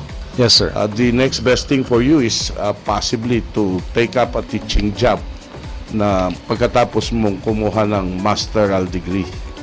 So, yun po ang kailangan. Pero kung tatanungin nyo ko kung ano talaga ang magandang preparation sa law, yung good grasp of grammar, dapat yung communication skills mo ay above average. That will make you fit to become a good law student and later a good bar candidate and a good lawyer. So sir, yung ating sa UC, yung ating AB English Mass Comm, yan ang training po nila eh. So magandang preparatory course po yan? Yes, that's a good advantage. Kasi sabi ko nga sa law school is knowing the law is one thing, saying it is another thing. Wow. 50-50 yan. Galing po, sir. Pero sometimes kasi really no disrespect meron kasing dalawang klase ng English, if you may ask. Yes, sir po. One is yung we call academic English, and the other is yung trend nowadays, yung plain English. And if you notice, really, I've been going around the country lecturing sa mga co-ops, organizations, and I usually, these organizations usually invite me to teach them how to write in plain language. Yung avoid legalese, avoid jargon. Meron din kasi minsan tayong academic jargon na baka masanay ang mga estudyante, gamitin nila hanggang law school. So ang sinasabi ko sa mga law students, huwag ka nang gumamit ng malalim na salita. Dapat ang writing is to express, not to impress. Our writing culture nowadays is for the writer to impress his reader rather than express his idea or ideas to his reader. So, for those who are planning to take up law, sana po think twice, hindi po advantage ang paggamit ng malalalim na salita. Hindi rin po advantage yung tinatawag nating paggamit ng jargon. Yes, sir. Dapat kung anong gusto mong sabihin, say it. Do not use a complicated word. Do not say 2 or 3 words what you can say in 1 word. I hope that when you go to law school and you choose the University of the Cordilleras, isa sa mga programs ni Dina Granza Mendez to prepare our law graduates sa bar exams ay yung revised legal writing program namin, really, na the student should be taught how to write in plain English, in plain language. Sir, yung pagsusulat ba, kailangan maganda talaga ang penmanship ng isang estudyante? Well, having a good penmanship really is a plus. A plus. Because, yes, sir, alalahanin po natin, ang bar examiner ay tao lang. Yes, sir. Na umuwi sa bahay, nagkakaroon ng problema, at pag chinek niya yung bar exam notebook mo, at nag-away sila ng misis niya, or masakit ang tiyan, tapos hindi niya maintindihan yung sulat mo, at hindi rin niya maintindihan yung English mo, what do you expect? imbes na 5 points, baka maging 2 points na lang yan. Yes, sir. So, marami kami mga estudyante, Willie, na 4 years, ina-encourage namin na yung handwriting nila, i-improve nila. Sir, Na so readable, legible. do you offer trainings handwriting po, sir? Wala. So how can someone, sir, practice to follow yung standard sa law na maging swak na swak po, sir? Meron kayong ganun? You mean the handwriting Yes, sir, itself? opo. Kung tatanungin mo, Willie, ang handwriting ko din is talagang hindi mabasa. When I finished law way back in the 80s, nung nag-bar ako, self-discipline na yan self-imposed discipline na every 2 hours nagpa-practice ako ng handwriting ko kasi hindi mabasa. So ang attempt ko is mabasa lang to, okay na ako. So 2 hours, bibili ako ng grade 1 pad paper. Ay, opo. At doon ko pa-practicein yung cursive style of writing, yung kabit-kabit. Ay, yes, sir, opo. Para madaling maintindihan, and sabi ko, the rest will be taken care of. Yun na. Mga kaibigan, ating special guest, Attorney Ronnie Joan Gandesa, buhay lawyer. Sir, you are a teacher in UC. Yan, naka-flash po sa screen. Kumusta naman po ang ang buhay ng isang law teacher po, sir, sa UC? You know, really, this year, I celebrate my 30th year. Congratulations po, sir. Thank you. I started to teach law when I was a new member of the Philippine Bar. Kapapas ako noon, 1989. And I was immediately invited by the former dean noon, si Attorney Chop Rondes, to teach law.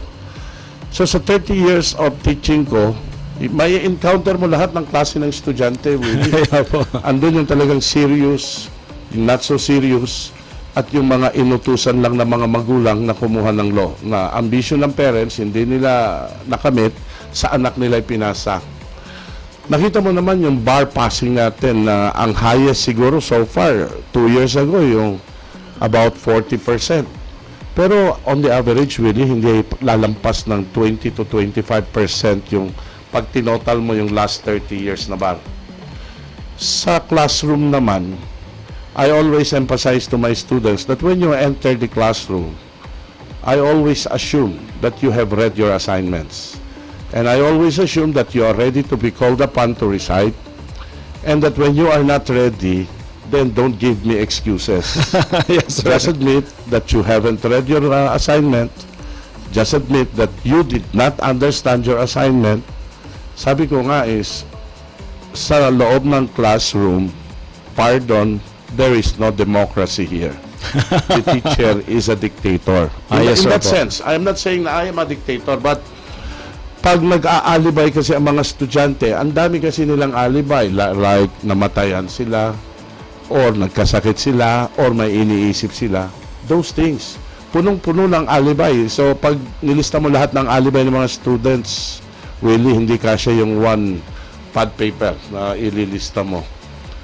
Mahirap, masarap, fulfilling ang pagtuturo.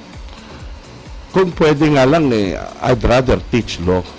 Talaga po? Yeah, kaya lang, sabi nila, teaching like crime does not pay. So, totoo po yan, sir. Pero sometimes, really, I'm thinking of myself as a law professor moonlighting as a lawyer. Pero mas fulfilling kasi ang profession sa teaching kasi you teach your students Ang kwan sa akin yung pag nag-appear ako sa court, yes, sir, at ang inapiran kong judge was my former student. Tumataba yung puso ko minsan. Yes, sir. Magagalit yung judge sa loob-loob ko. Grabe Nung nasubukan ko nang napagalitan ng judge who was my former student, yun pala, pinatawag niya ako sa clerk. Sabi niya, sir, hintay mo daw si judge. Ang sabi niya is, sir, kunwari lang nagalit ako para hindi ako pa-inhibit.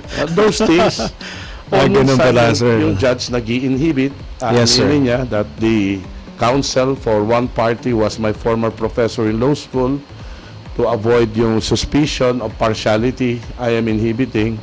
Yun ang masakit kasi ina-expect mo na magaling yung judge, tapos siya pa yung umalis. Malilipat sa ibang judge na hindi mo kilala, hindi mo alam yung intellect niya. Sir, ito sa loob ng classroom po, sir. Okay. Yan, sa screen. Sir, can we get a little background about this, sir? Yung nasa right side of the screen, yung I was seated, yan yung classroom setting ng courtroom. Because I was teaching, I think that was evidence eh. A witness was being sworn in, pinanunumpa yung witness ng clerk of court para mag-direct examine yung estudyante. Ina-emphasize ko kasi, let's say the subject is evidence, really, dapat hindi lang theory ang alam ng mga estudyante. They should know how to apply yung theory. Like, kailan ba tatanggapin ang ebidensya sa husgado? Ayos po. Yung admissibility of evidence. Yun ang tawag namin sa batas. Sasabihin natin, ang evidence ay admissible kung ito ay relevant, may kaugnayan sa bagay na pinaglalabanan. Pag ito'y walang kaugnayan, hindi yan tatanggapin ng husgado. So, yung moot court, ang tawag namin doon, kunwaring korte, para lang matuto ang mga estudyante. Yung practical learning, kung ano ba talaga ang ibig sabihin ng evidence, kailan ito pwedeng tanggapin ng husgado, kailan hindi pwedeng tanggapin, at ano ang karapatan mo bilang abogado kung sa tingin mo yung tanong ay walang kaugnayan sa kaso, o yung tanong ay masisira yung puri or malalagay sa alanganing kriminal yung testigo, yung right against self-incrimination. Yun yung nasa right side. Yung nasa left side kanina, yun yung end of semester picture taking. Tradition yan. Ayaw po. Tradition in the sense that, kasi nga, pag nag-release ng bar exams result, tinitignan ko kung sino yung mga pumasa sa kanila. Kasi sometimes you do not associate na yung name sa picture eh. Yes, sir, po. So kaya sasabihin ko, sino kaya dito yung Juan de la Cruz na pumasa sa bar? Yun ang purpose nun. Naging estudyante niyo po siya, sir. Proud siya sa inyo. Kagaya ng sinabi mo, si Attorney Ponce de la Cruz. Yes, sir, opo. She was my student. Sabi mo, batch niya si Attorney Malimban. Who was number 1 in the bar exams. Yes, sir. So pag uwi ko, titingnan ko yung mga old seat plans ko, doon ko naman mumukha. Siya pala yun. Sa kasi Attorney Zulin, dati nating HR director. Right, Zulin Nolasco. Yes, sir. Where is Zulin now? If you I guess he might be practicing somewhere down in Manila po ata eh. Oh yeah. Because hindi lang law student ko si Zuli, I also represented his father Val in one case. Opo. Yun pala yun. Sir, balik tanaw po tayo, sir. You were actually born in a poor family. Yes. Sumika po kayo, sir. Ayan, sir, pwede natin konting balik tanaw. Yung Gandesa family, saan ho ba ang roots po, sir? At yung journey niyo po sa pag-aaral? The Gandesas are deeply rooted in Abra. My father was from San Juan, Abra. Yes, sir. And my father and mother met in Manila. They got married there. I was born there actually. Manila. We had a comfortable life really when my father was still alive. Ay, opo. In a family of 5 children, I am the eldest. I was 11 years old when my father died. So when my father died, all of a sudden our world crumbled. Talagang naguho ang mundo namin. And from there on, I started to experience yung paano ba talaga ang mahirap. So sabi ko nga, pag ini-inspire ko yung mga estudyante, do not ask me to define poverty because poverty stared me in the face when I was young. Kaya yung flinash mo sa screen, Willie, medyo naiiyak ako nung nabasa ko yung biography ni Modi na Prime Minister ng India. Almost similar. Sabi ko nga, I wish I had done that. So, pagkatapos nun, Willie, yung mama ko, sabi niya, hindi na kita kayang patapusin sa high school. So, inuwi niya ako sa Ilocos. Kasi yun ang home province ng mother ko. At pinag-aral ako ng tiyuhin ko na kapatid niya. Yes, sir po. But, you know, yung culture nga, minsan, itinatrato ka ng mga kamag-anak mo na alila kaysa kamag-anak. So doon, I grew up in a farm. Alam kong mag-farm, really, magtanim ng palay, mag-harvest ng palay, even yung Virginia tobacco sa Ilocos. So, sabi ko nga is, don't ask me to define poverty. I lived it. Kaya ako nagpursige. Yun. Baka maiyak ako dito, Willie, remembering the past. Ang ganda pakinggan, sir, ng inyong life story. Sir, how long does it take to become a lawyer? Well, actually, if you finish 4 years na baccalaureate degree, yung course na AB Poli-Sci, Commerce, or any 4-year course, kasama na yung 5-year course ng engineering. After that, you take up law for 4 years, assuming na hindi ka bumagsak, sumablay, pasado lahat. You finish it in 4 years, then you take up bar review for 6 months, then you take the bar, you wait for another 6 months sa result. So, sabihin na natin almost 9 years.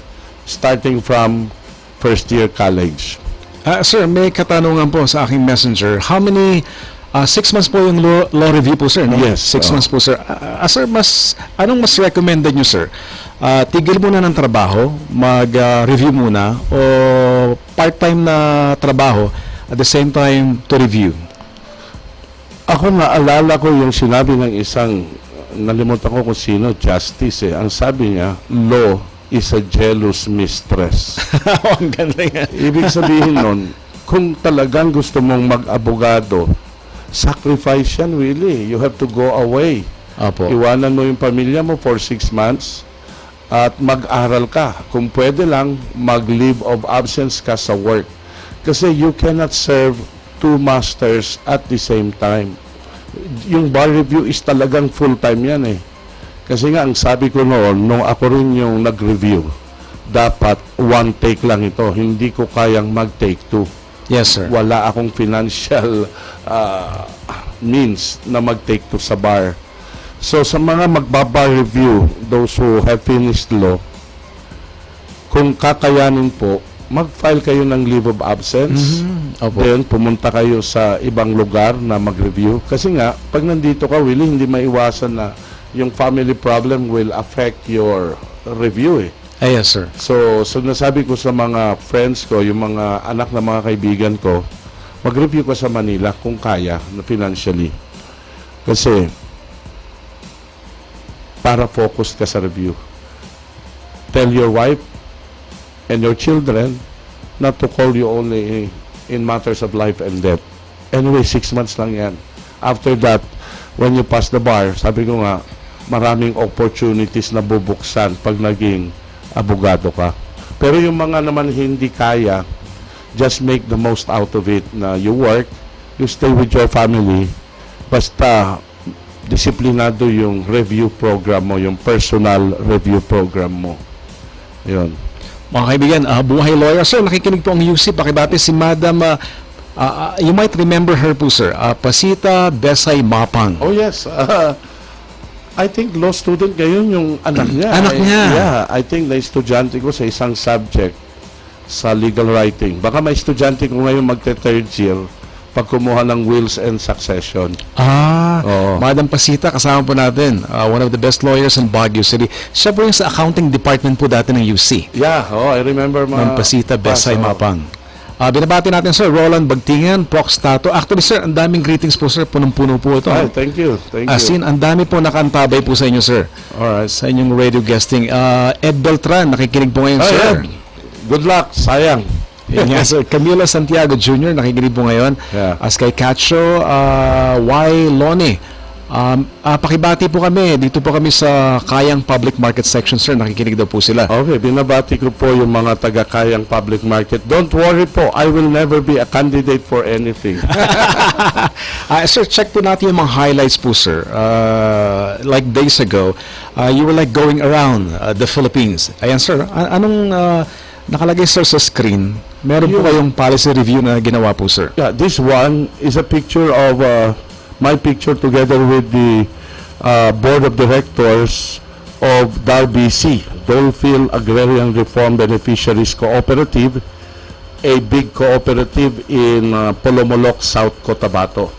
Ito yung Agrarian Reform Cooperative na nabuo matapos ibigay ng pamahalaan Willie, yung 9,000 hectares sa opo, lahat sir. ng manggagawa ng Dole Plantation. Alam mo, ang Dole Plantation, Willie, it encompasses 4 municipalities of South Cotabato. Laki po, sir, no? Part of Jensan, Tupi. Matindi. Oo, Polomolo. Eto naman po, sir. Ayan, meron po kayong in-house seminar daw po. Yan, a co-op in Nueva Vizcaya invited me to teach them yung legal aspects ng co-op management and co-op governance. Wow, galing po, sir. Kasi yung mga kooperatiba, sila yung mga hindi nagtapos sa karamihan kasi IP yan, Indigenous Peoples Organization. Ayun, sir, po. Mga volunteers na karamihan hindi nagtapos ng pag-aaral. So, you have to teach them na you cannot mix governance with management. If you govern, do not manage. Unlike sa Yes, sir. co-op, unlike sa corporations. Yun ang advocacy ko ngayon, Willie. Ah, Kaya maganda, ang sir. trabaho ko ngayon, I'd like to call it alternative lawyering. Alternative lawyering in the sense that instead of appearing in court, I go around and teach co-ops and other organizations. Maganda po, sir. Sir, you are a blessing. Sir, you were a guest speaker po dito.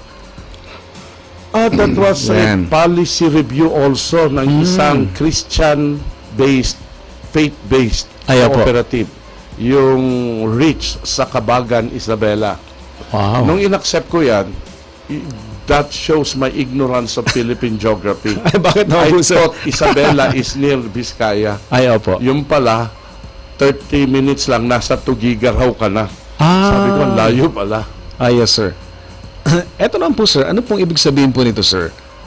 High-tech na ang pagiging, eto, election lawyer.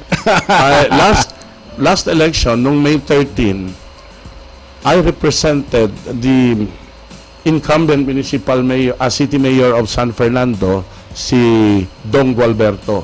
Ay, opo. As you know, ang kalaban ni Mayor Gualberto at the time was Ann Ortega. And they were afraid that something might happen sa mga polling centers to safeguard yung cleanliness, honesty of the election. Nag-hire sila ng mga lawyers and paralegals to go around and see Yes, to sir. it that ginagalang nila yung omnibus election code, like yung mga barangay captain dapat 50 meters away from the polling center. Yung camera na yon, high-tech na kasi body cam eh. Yes, sir. Para ma-record namin yung mga complaints namin para hindi nila kami baliktarin later. Ay, opo. That gadget was given to us to preserve the evidence just in case. So, sir, high-tech na ho po tayo. Oo, high-tech na. Sir, yung babalik po tayo sa classroom. Okay. Yung tinatawag na grading dilemma na tinatawag. It's always a dilemma. Yung bang question na where to stop. Minsan kasi pag nag-check ka na, nag-compute ka na ng grades, sasabihin mo, ito ang passing score ko. Pag row score, yung mga 65 and above, pasado na yan. I will Yes, sir. adjust. Then you compute the final grade. Based on your computation, may mga estudyante na 72.5, 73, 71, meron naman yung 75. Ang dilemma ko is, should I pass yung mga 74, 73? If I pass yung 73, should I pass the 70? Paano kung nag-70 ako? Paano naman yung 69? Oh, yes, sir. Ang dilemma mo is, when do you stop? So normally, lagi kong sinasabi, whatever happens, I will stop at 73. Depende sa number of students. Kung sa Yes, sir. ko, konti yung babagsak, plain 75.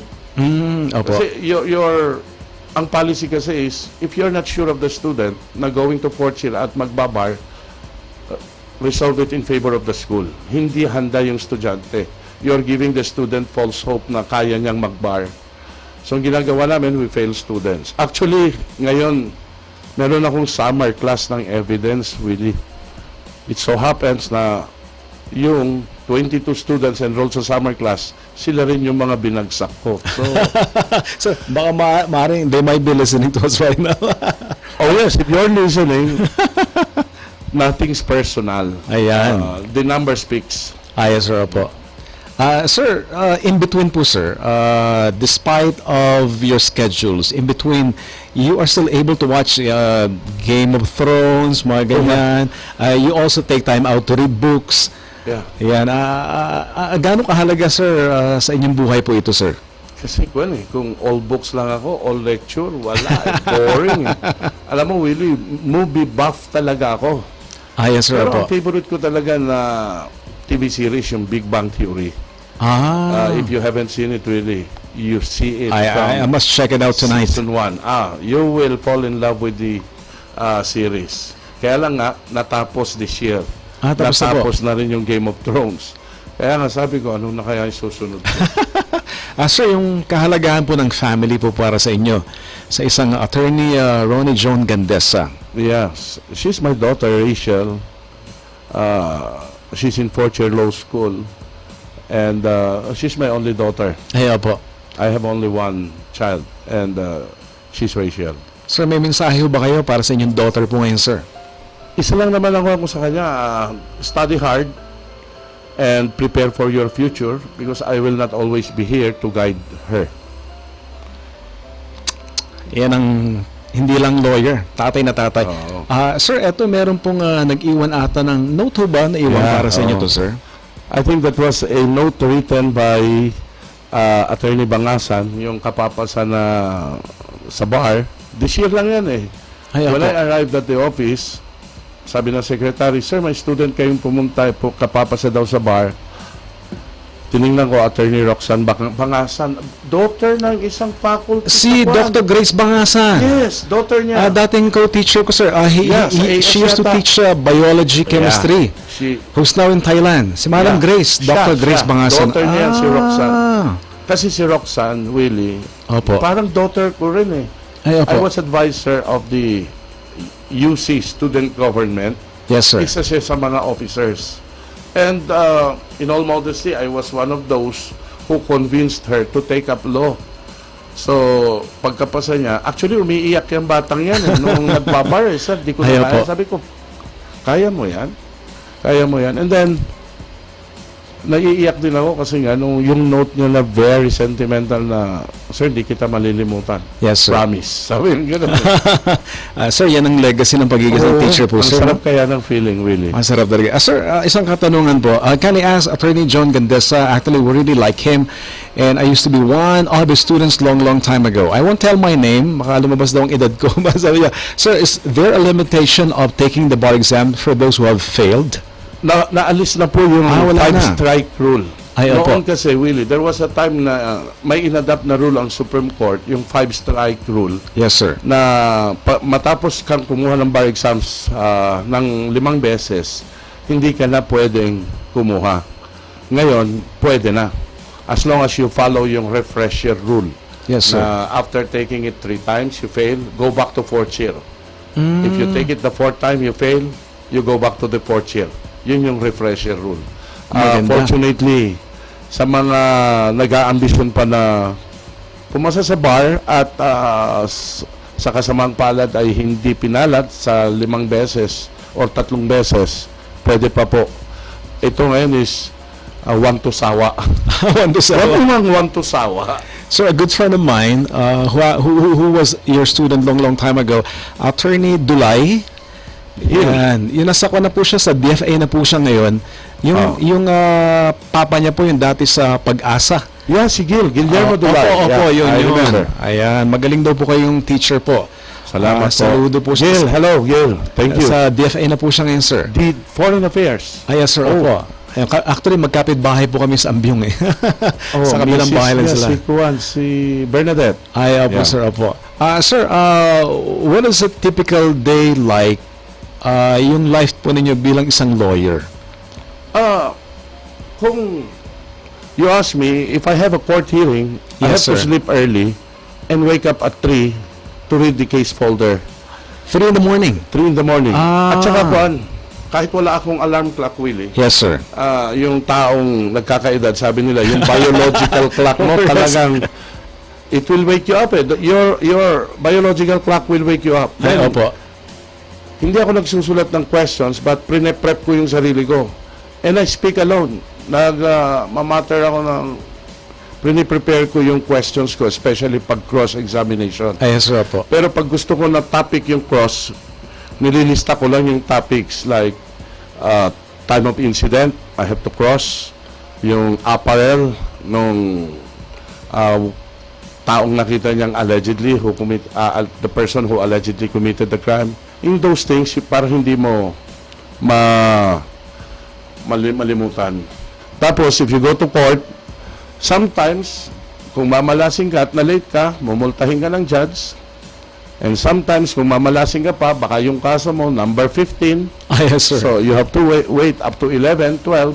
Kung mamalasing ka pa, ma-adjourn yung court hearing na hindi man lang natawag yung kaso mo at i-reset sa isang schedule na might be 3, 4, 5, 6 months katagal. Ang life ng lawyer, pagkatapos ng court hearing, he goes to the office, prepares his pleadings, tapos binabasa niya yung mga dokumento na galing sa mga opposing lawyers. For us na nagtuturo in the afternoon, then I leave the office at 5 o'clock, go to UC. Ang kagandahan lang doon, kaming mga senior lawyers, professors, pagdating namin, kilala na yung sasakyan, makakapark kami kahit double park. Then, teach law from 5:30 to 8:30, go home, 9 o'clock, the process, vicious cycle yan.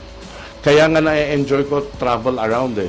Yes, normally, pag nag-a-absent ako sa school, mini-makeup class ko na lang. Makeup class na po. So, si Attorney Faustino Olawan, he also studied in UC. Yeah, he was my former student. Actually, if you, sa mga politicians ngayon, Tino Olawan was my student, Nick Aliping, Rocky Balisong, they were my former students. I think 90s sila eh. 90s. So, si Attorney Young Ed naman po, sir? Young Ed was not my student. Nagsunod lang kami ng classes. I was batch 1988. I think they were batch 1990. Sila yung earthquake batch eh. Yes, sir. They were reviewing for the bar when the July 16 earthquake took place in 1990. Yan pala. Sir, isang question. How is technology changing the law? Ang laki. You may ask, really, in relation to that question, bakit nagtatap ngayon ang University of San Carlos sa Cebu? Yes, sir. Napag-usapan nga namin yan, sir. Technology has leveled the playing field between Metro Manila law schools and provincial law schools. Technology. Internet.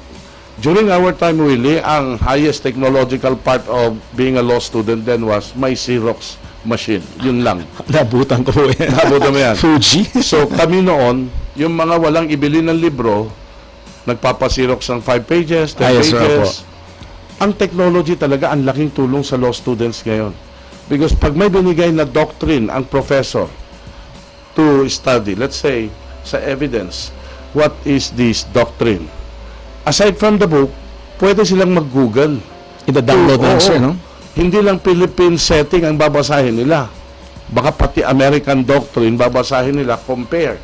So, lahat ng kaso ngayon, Willie, nandun na lahat, downloaded na sa internet. Talagang ang information highway ay big boost sa mga law students. So, there is no reason sana na para bumagsak sila eh.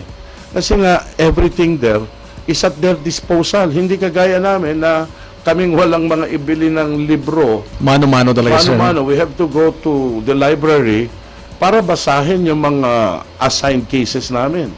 I remember si Attorney Sanidad noon, yung Dean ng UB Law School, kung mag-assign ng kaso, 100, hindi mo alam kung ilang kaso ang ipaparecite niya in one day. So, para sa Attorney Gakayan, ganun sa amin? Ganun din si Attorney Gakayan, oo. Sir, isang question po dito. Can I ask Attorney Ronnie John Gandesa? Sir, we really salute you. Isa po kayong magaling na lawyer. Thank you. Dito sa Baguio. At magaling din po kayo magturo, sir. Communication, the best po sa Attorney Gandesa. Sir, ang tanong po ng isang law student, ano daw po ang tips po ninyo para makapag-memorize ng Constitution? Medyo yan ang brasuhan talaga eh. Wala eh. Nasa tao yan eh. Pero meron yung mga tao na photographic ang memory. Yung pagkabasa pa lang ay kabisado na nila. Isa ako sa mga law students noon na ang hirap mag-memorize. Yes, sir. Pero no choice ka but to memorize. siguro, when you memorize, yung fresh na fresh ka. Opo. Let's say, 3 o'clock, 4 o'clock in the morning. Morning. Huwag ka mag-memorize yung pagod na pagod ka kasi distracted yung mind mo. Ay, opo. Mag-memorize ka pagkagising mo sa umaga. Yun lang ang may advice ko. Kaya lang may mga tao talagang na sadyang photographic ang memory. Actually, sabi ko sa mga estudyante ko, hindi sapat yung kabisado mo yung batas. Ay, yes, sir po. That's only 50% of passing the bar exams. So, misnomer pala yan, sir. Oo eh. Ako, with due respect sa ibang mga professors, yun ang point ko. Opo. Look, Willie, may mga estudyante ako na mali yung sagot. Ay, yes, sir po. But, ang ganda ng presentation niya, persuasive, simple, plain language, full point siya. Because even lawyers disagree on how an issue may be resolved. Even the justices of the Supreme Court. Sabi ko, di ba na yung point of law, he can learn this later. But yung writing skill, mahabang proseso yan, Willie. Mahabang proseso. Ako pa naman sa school, you will be graded not only on how you answer the question based on law. I will grade you on your knowledge of yung basic rules of grammar. Kasi, honestly, sabi ko, law students should think like lawyers, but don't write like lawyers. Okay. Sir, yung law po ngayon, dati long time ago, wala pong entrance examination. Ngayon, sir, does it mean na kunyari, you want to take up law, kailangan mag-exam ka muna. Once you pass, pwede ka mag-enroll. Pag hindi pumasa, there was a time sa UC talaga meron kaming entrance exam. Meron na entrance exam. Ang purpose lang ng entrance exam is titingnan ng dean kung ano ba talaga ang aptitude mo. Yes, sir. But beyond that, wala nang ibang test noon. Now, with the Legal Education Board, yung LEB, ito yung counterpart ng law school sa CHED. Yes, sir. Ang LEB at CHED, iisa yan eh. The same rank. Nag-prescribe ang LEB ng PhilSat. PhilSat. Philippine Scholastic Aptitude Test. Yes, sir. Para sa mga kukuha ng law. Pero merong in-issue ang Supreme Court na TRO, Temporary Restraining Order. Ang hindi lang namin alam bakit itinutuloy pa ng LEB yung PhilSat. Yes, sir. Nalimutan ko pong sinabi kanina, matapos po kayong kumuha ng 4-year course, baccalaureate or bachelor's degree, you have to pass the PhilSat first. PhilSat. Before you take up law. Pero we hope na by the time na kumuha kayo ng law ay, kasi question ang PhilSat sa Supreme Court. Sabi nila, intrusion yan sa power ng Supreme Court. Kasi Supreme Court ang may karapatan sana sa admission sa law practice. Yes, sir. Siguro by the time, who knows, by next year, sinabi ng Supreme Court, walang legal na basihan ng Legal Education Board. Kaya so, kanya-kanyang eskwelahan na ngayon ang entrance exam. Kaya pala, sir, 2 semesters ago, I was attempting, last semester, I was about to enroll. Then, meron po akong kasabayan. Ngayon, he had to take the examination pa. Mabuti ako naka-enter na ako na mas maaga, so wala na daw examination. So, sir, nakikinig po ang ating mga kaibigan sa Burnham Park. Nakikinig po sila po sa inyo. Pati BCU, nakikinig din po, sir. BCU. Ayan, BCU, marami po nakakilala po sa inyo. Dr. Perfecto Lopez, magandang hapon po, sir. Ayan, sir, isang tip daw po, sir. Yung pagdating po sa communication po, sir, how do you practice po, sir? Para to polish yung in writing, pati yung oral speaking skills. In writing, there was a time that I write like a lawyer. Sa deed of sale pa lang, sell, transfer, and convey when the word sell will do. Yes, sir. Sa SPA, name, constitute, and appoint will do. Yes, sir. Meron pa akong naririnig, I saw it with my own eyes. Sabi ko, redundant sa mga yan. Yes, sir. You have seen it, will do. Of course, you used your own eyes, it's obvious. Meron pa mga lawyers na the absolute fact. Sabi ko, all facts are absolute. Yes, sir. Sabi pa nila, half-truths. All truths are absolute. It's either true or not true. So, ang advice ko for those who are willing to sacrifice, basic talaga dapat nabasahin nyo yung Elements of Style ni Strunk and White. Strunk and White, yes sir po, was an English teacher sa Columbia University. Ang advocacy niya is we should write in plain language. And I do not know why sa Philippines tayo is kung ano pa yung mahirap, complicated words, yun ang ginagamit natin. Example, Willie, sa paggawa ng resolutions. yes sir, Itinuturo ko sa mga organizations, there's no need to use whereases in resolutions. Lawyer language yan. Kasi in the context of resolutions, Willie, ang whereases, wala namang tinutulong yan eh. Ang ibig lang sabihin yan, considering that, considering that, considering that, you don't have to say considering that every time that you explain. Why don't you go direct to the point? So, ang tip ko sa mga kukuha ng law, starting now, bumili po kayo sa National Bookstore ng Elements of Style. Ang author is Strunk and White. And kung meron kayong time pa to study, read Brian Garner's Legal Writing in Plain Language. Galing. Now, why am I advocating plain English, Willie? Sa mga nakikinig na law graduates, law students, sa 7 bansa na considered as English-speaking countries, Pilipinas lang ang walang plain language law. Ang Amerika, pinirmahan na ni Barack Obama noong 2010 yes sir, yung Plain Writing Act nila. So kung babasahin mo lahat ng mga orders ng federal agencies, grabe, maiinggit ka. Yung income tax return nila, 2-page back-to-back. Tayo, ewan ko, 12 pages yata. Sa Australia, yes sir, Willie, may law sila. Dapat lahat ng traffic signs nila in plain language. Hindi kagaya sa Pilipinas na pumunta ka sa Manila, malapit sa mga crossing, ang nakalagay, PEDSing. Eh paano yung mga taga-probinsya? Hindi nila alam na yung PEDSing pala, short ng pedestrian crossing. Ngayon ko lang narinig yan sir ah. Oh, at saka sino naman ang nakakaintindi ng word pedestrian? Yes sir po, Yung mga college graduates lang. Dapat ang traffic signs natin, you are allowed to cross here. Please do not cross here. Ganon, di ba? simple English po.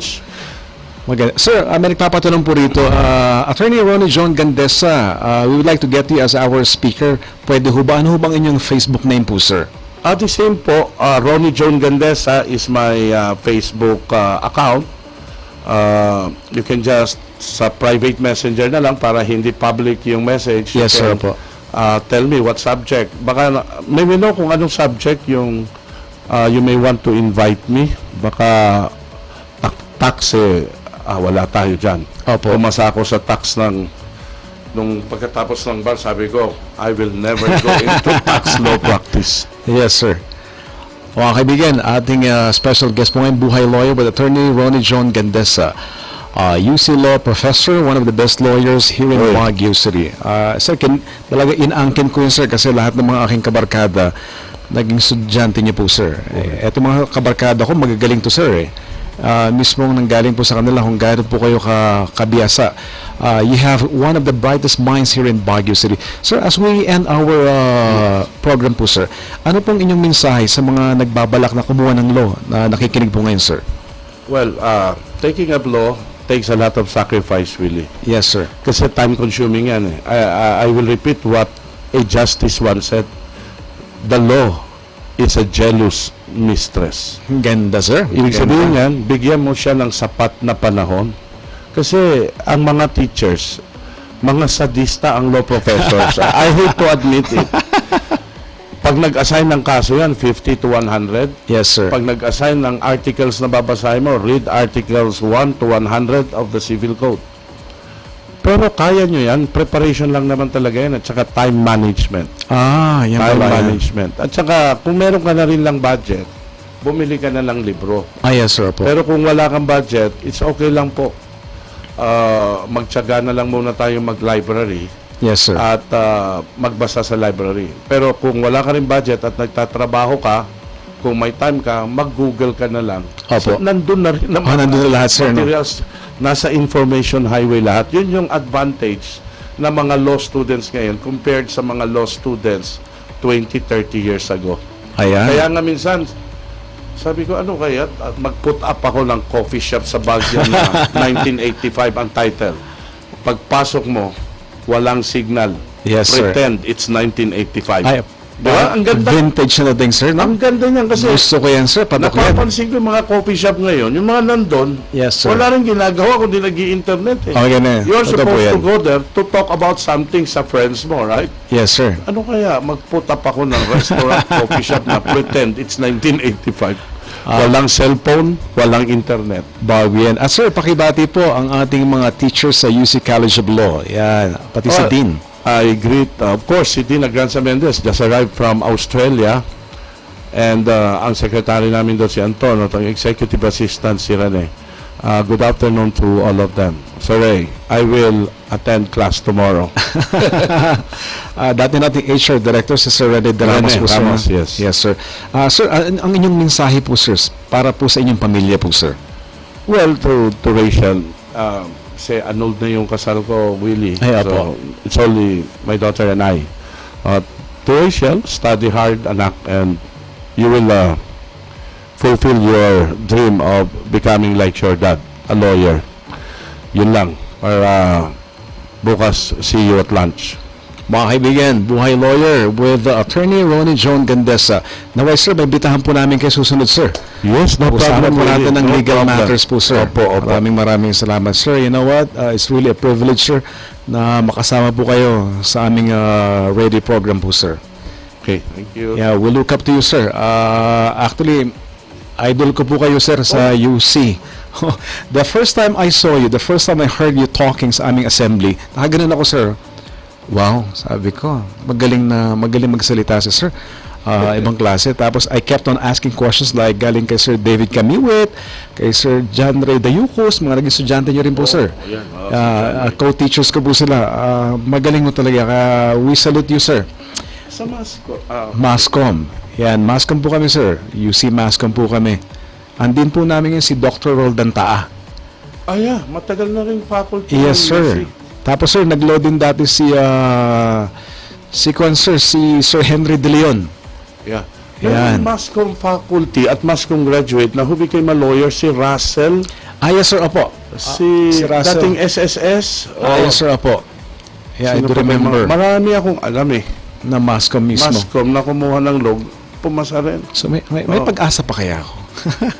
Na at your age, meron pa. Meron pa, sir. How old are you, if I may ask? Actually, sir, I'm now 46 years old po, sir. You're Pwede pa still kaya? young. You're still young. Bata pa. Bata pa. Sir, salamat. No, it is real encouragement on my part. Bata ka pa. It's not quite, Bata ka pa. Mas marami pang mas matanda sa inyo, senior sa iyo. Ayan, salamat po, sir. Mga kaibigan, isang malakas na malapak. Attorney Ronnie John Gandesa. Sir, we'll see you again po, sir. Thank you, thank you. Ayan, magbabalik po ako next week, mga kaibigan, sa Cool 97.5, the only Christian radio station here in Baguio City.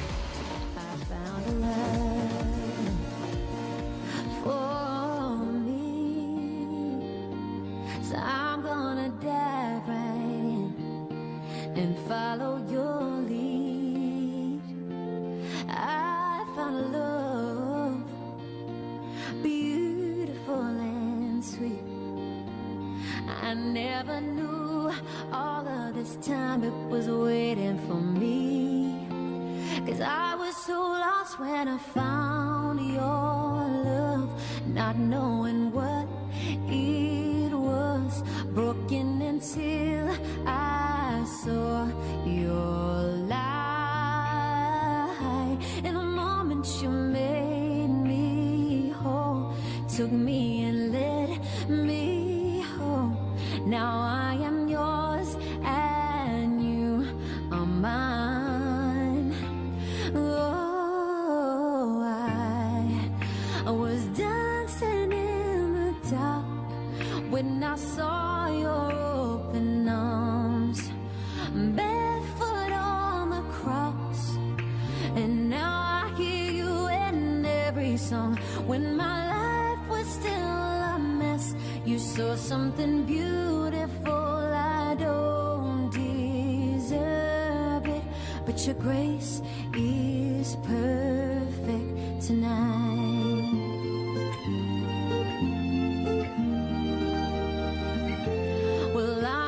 found a savior, stronger than darkness.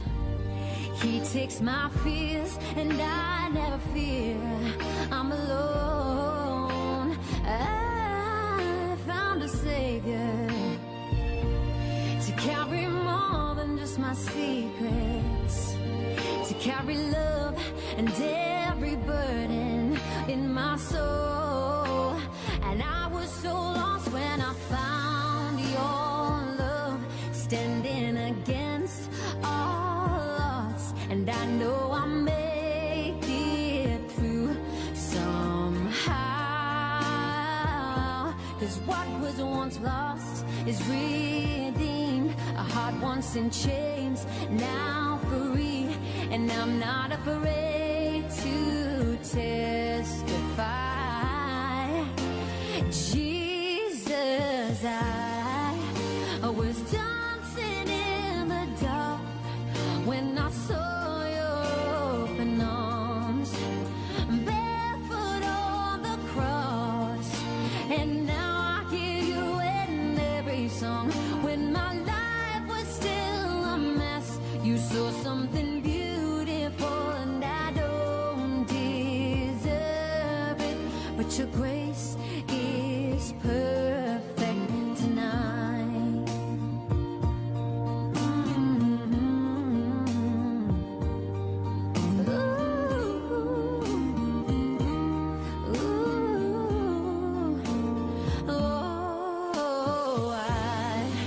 When I'm dancing in the dark, I will raise my weary arms and thank you for the cross and the grace that's enough for anyone. When you found me in a mess, you saw something beautiful, and I don't deserve it, but your grace is perfect. I don't feel worth it, but your grace is perfect tonight.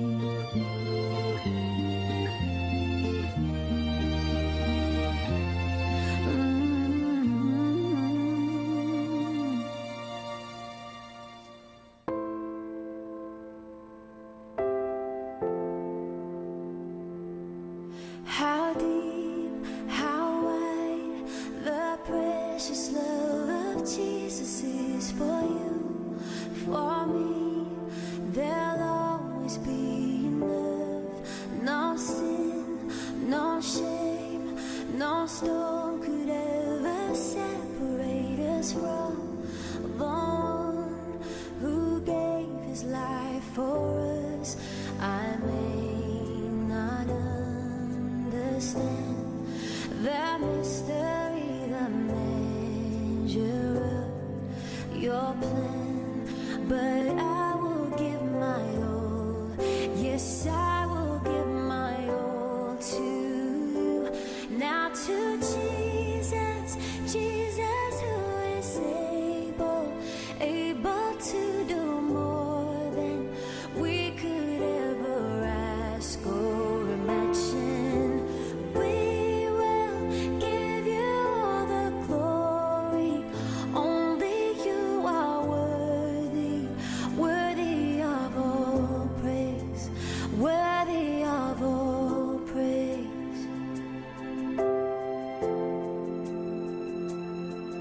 How can it be that I can know the riches of your boundless grace, your all-redeeming love, to know by faith the power and the victory you won is mine with every breath I take. So I won't be afraid when darkness falls and troubles come my way. You will lead me on. Yes, you will keep me safe and strong.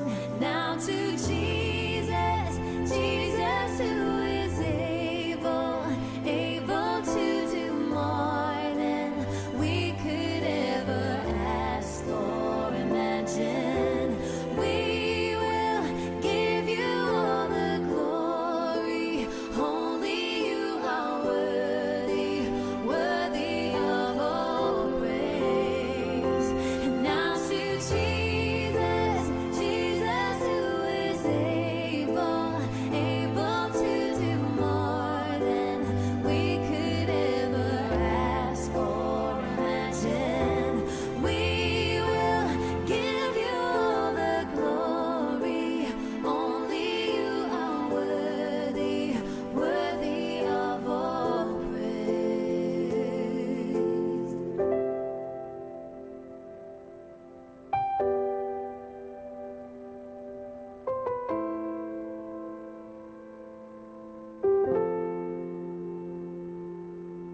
you.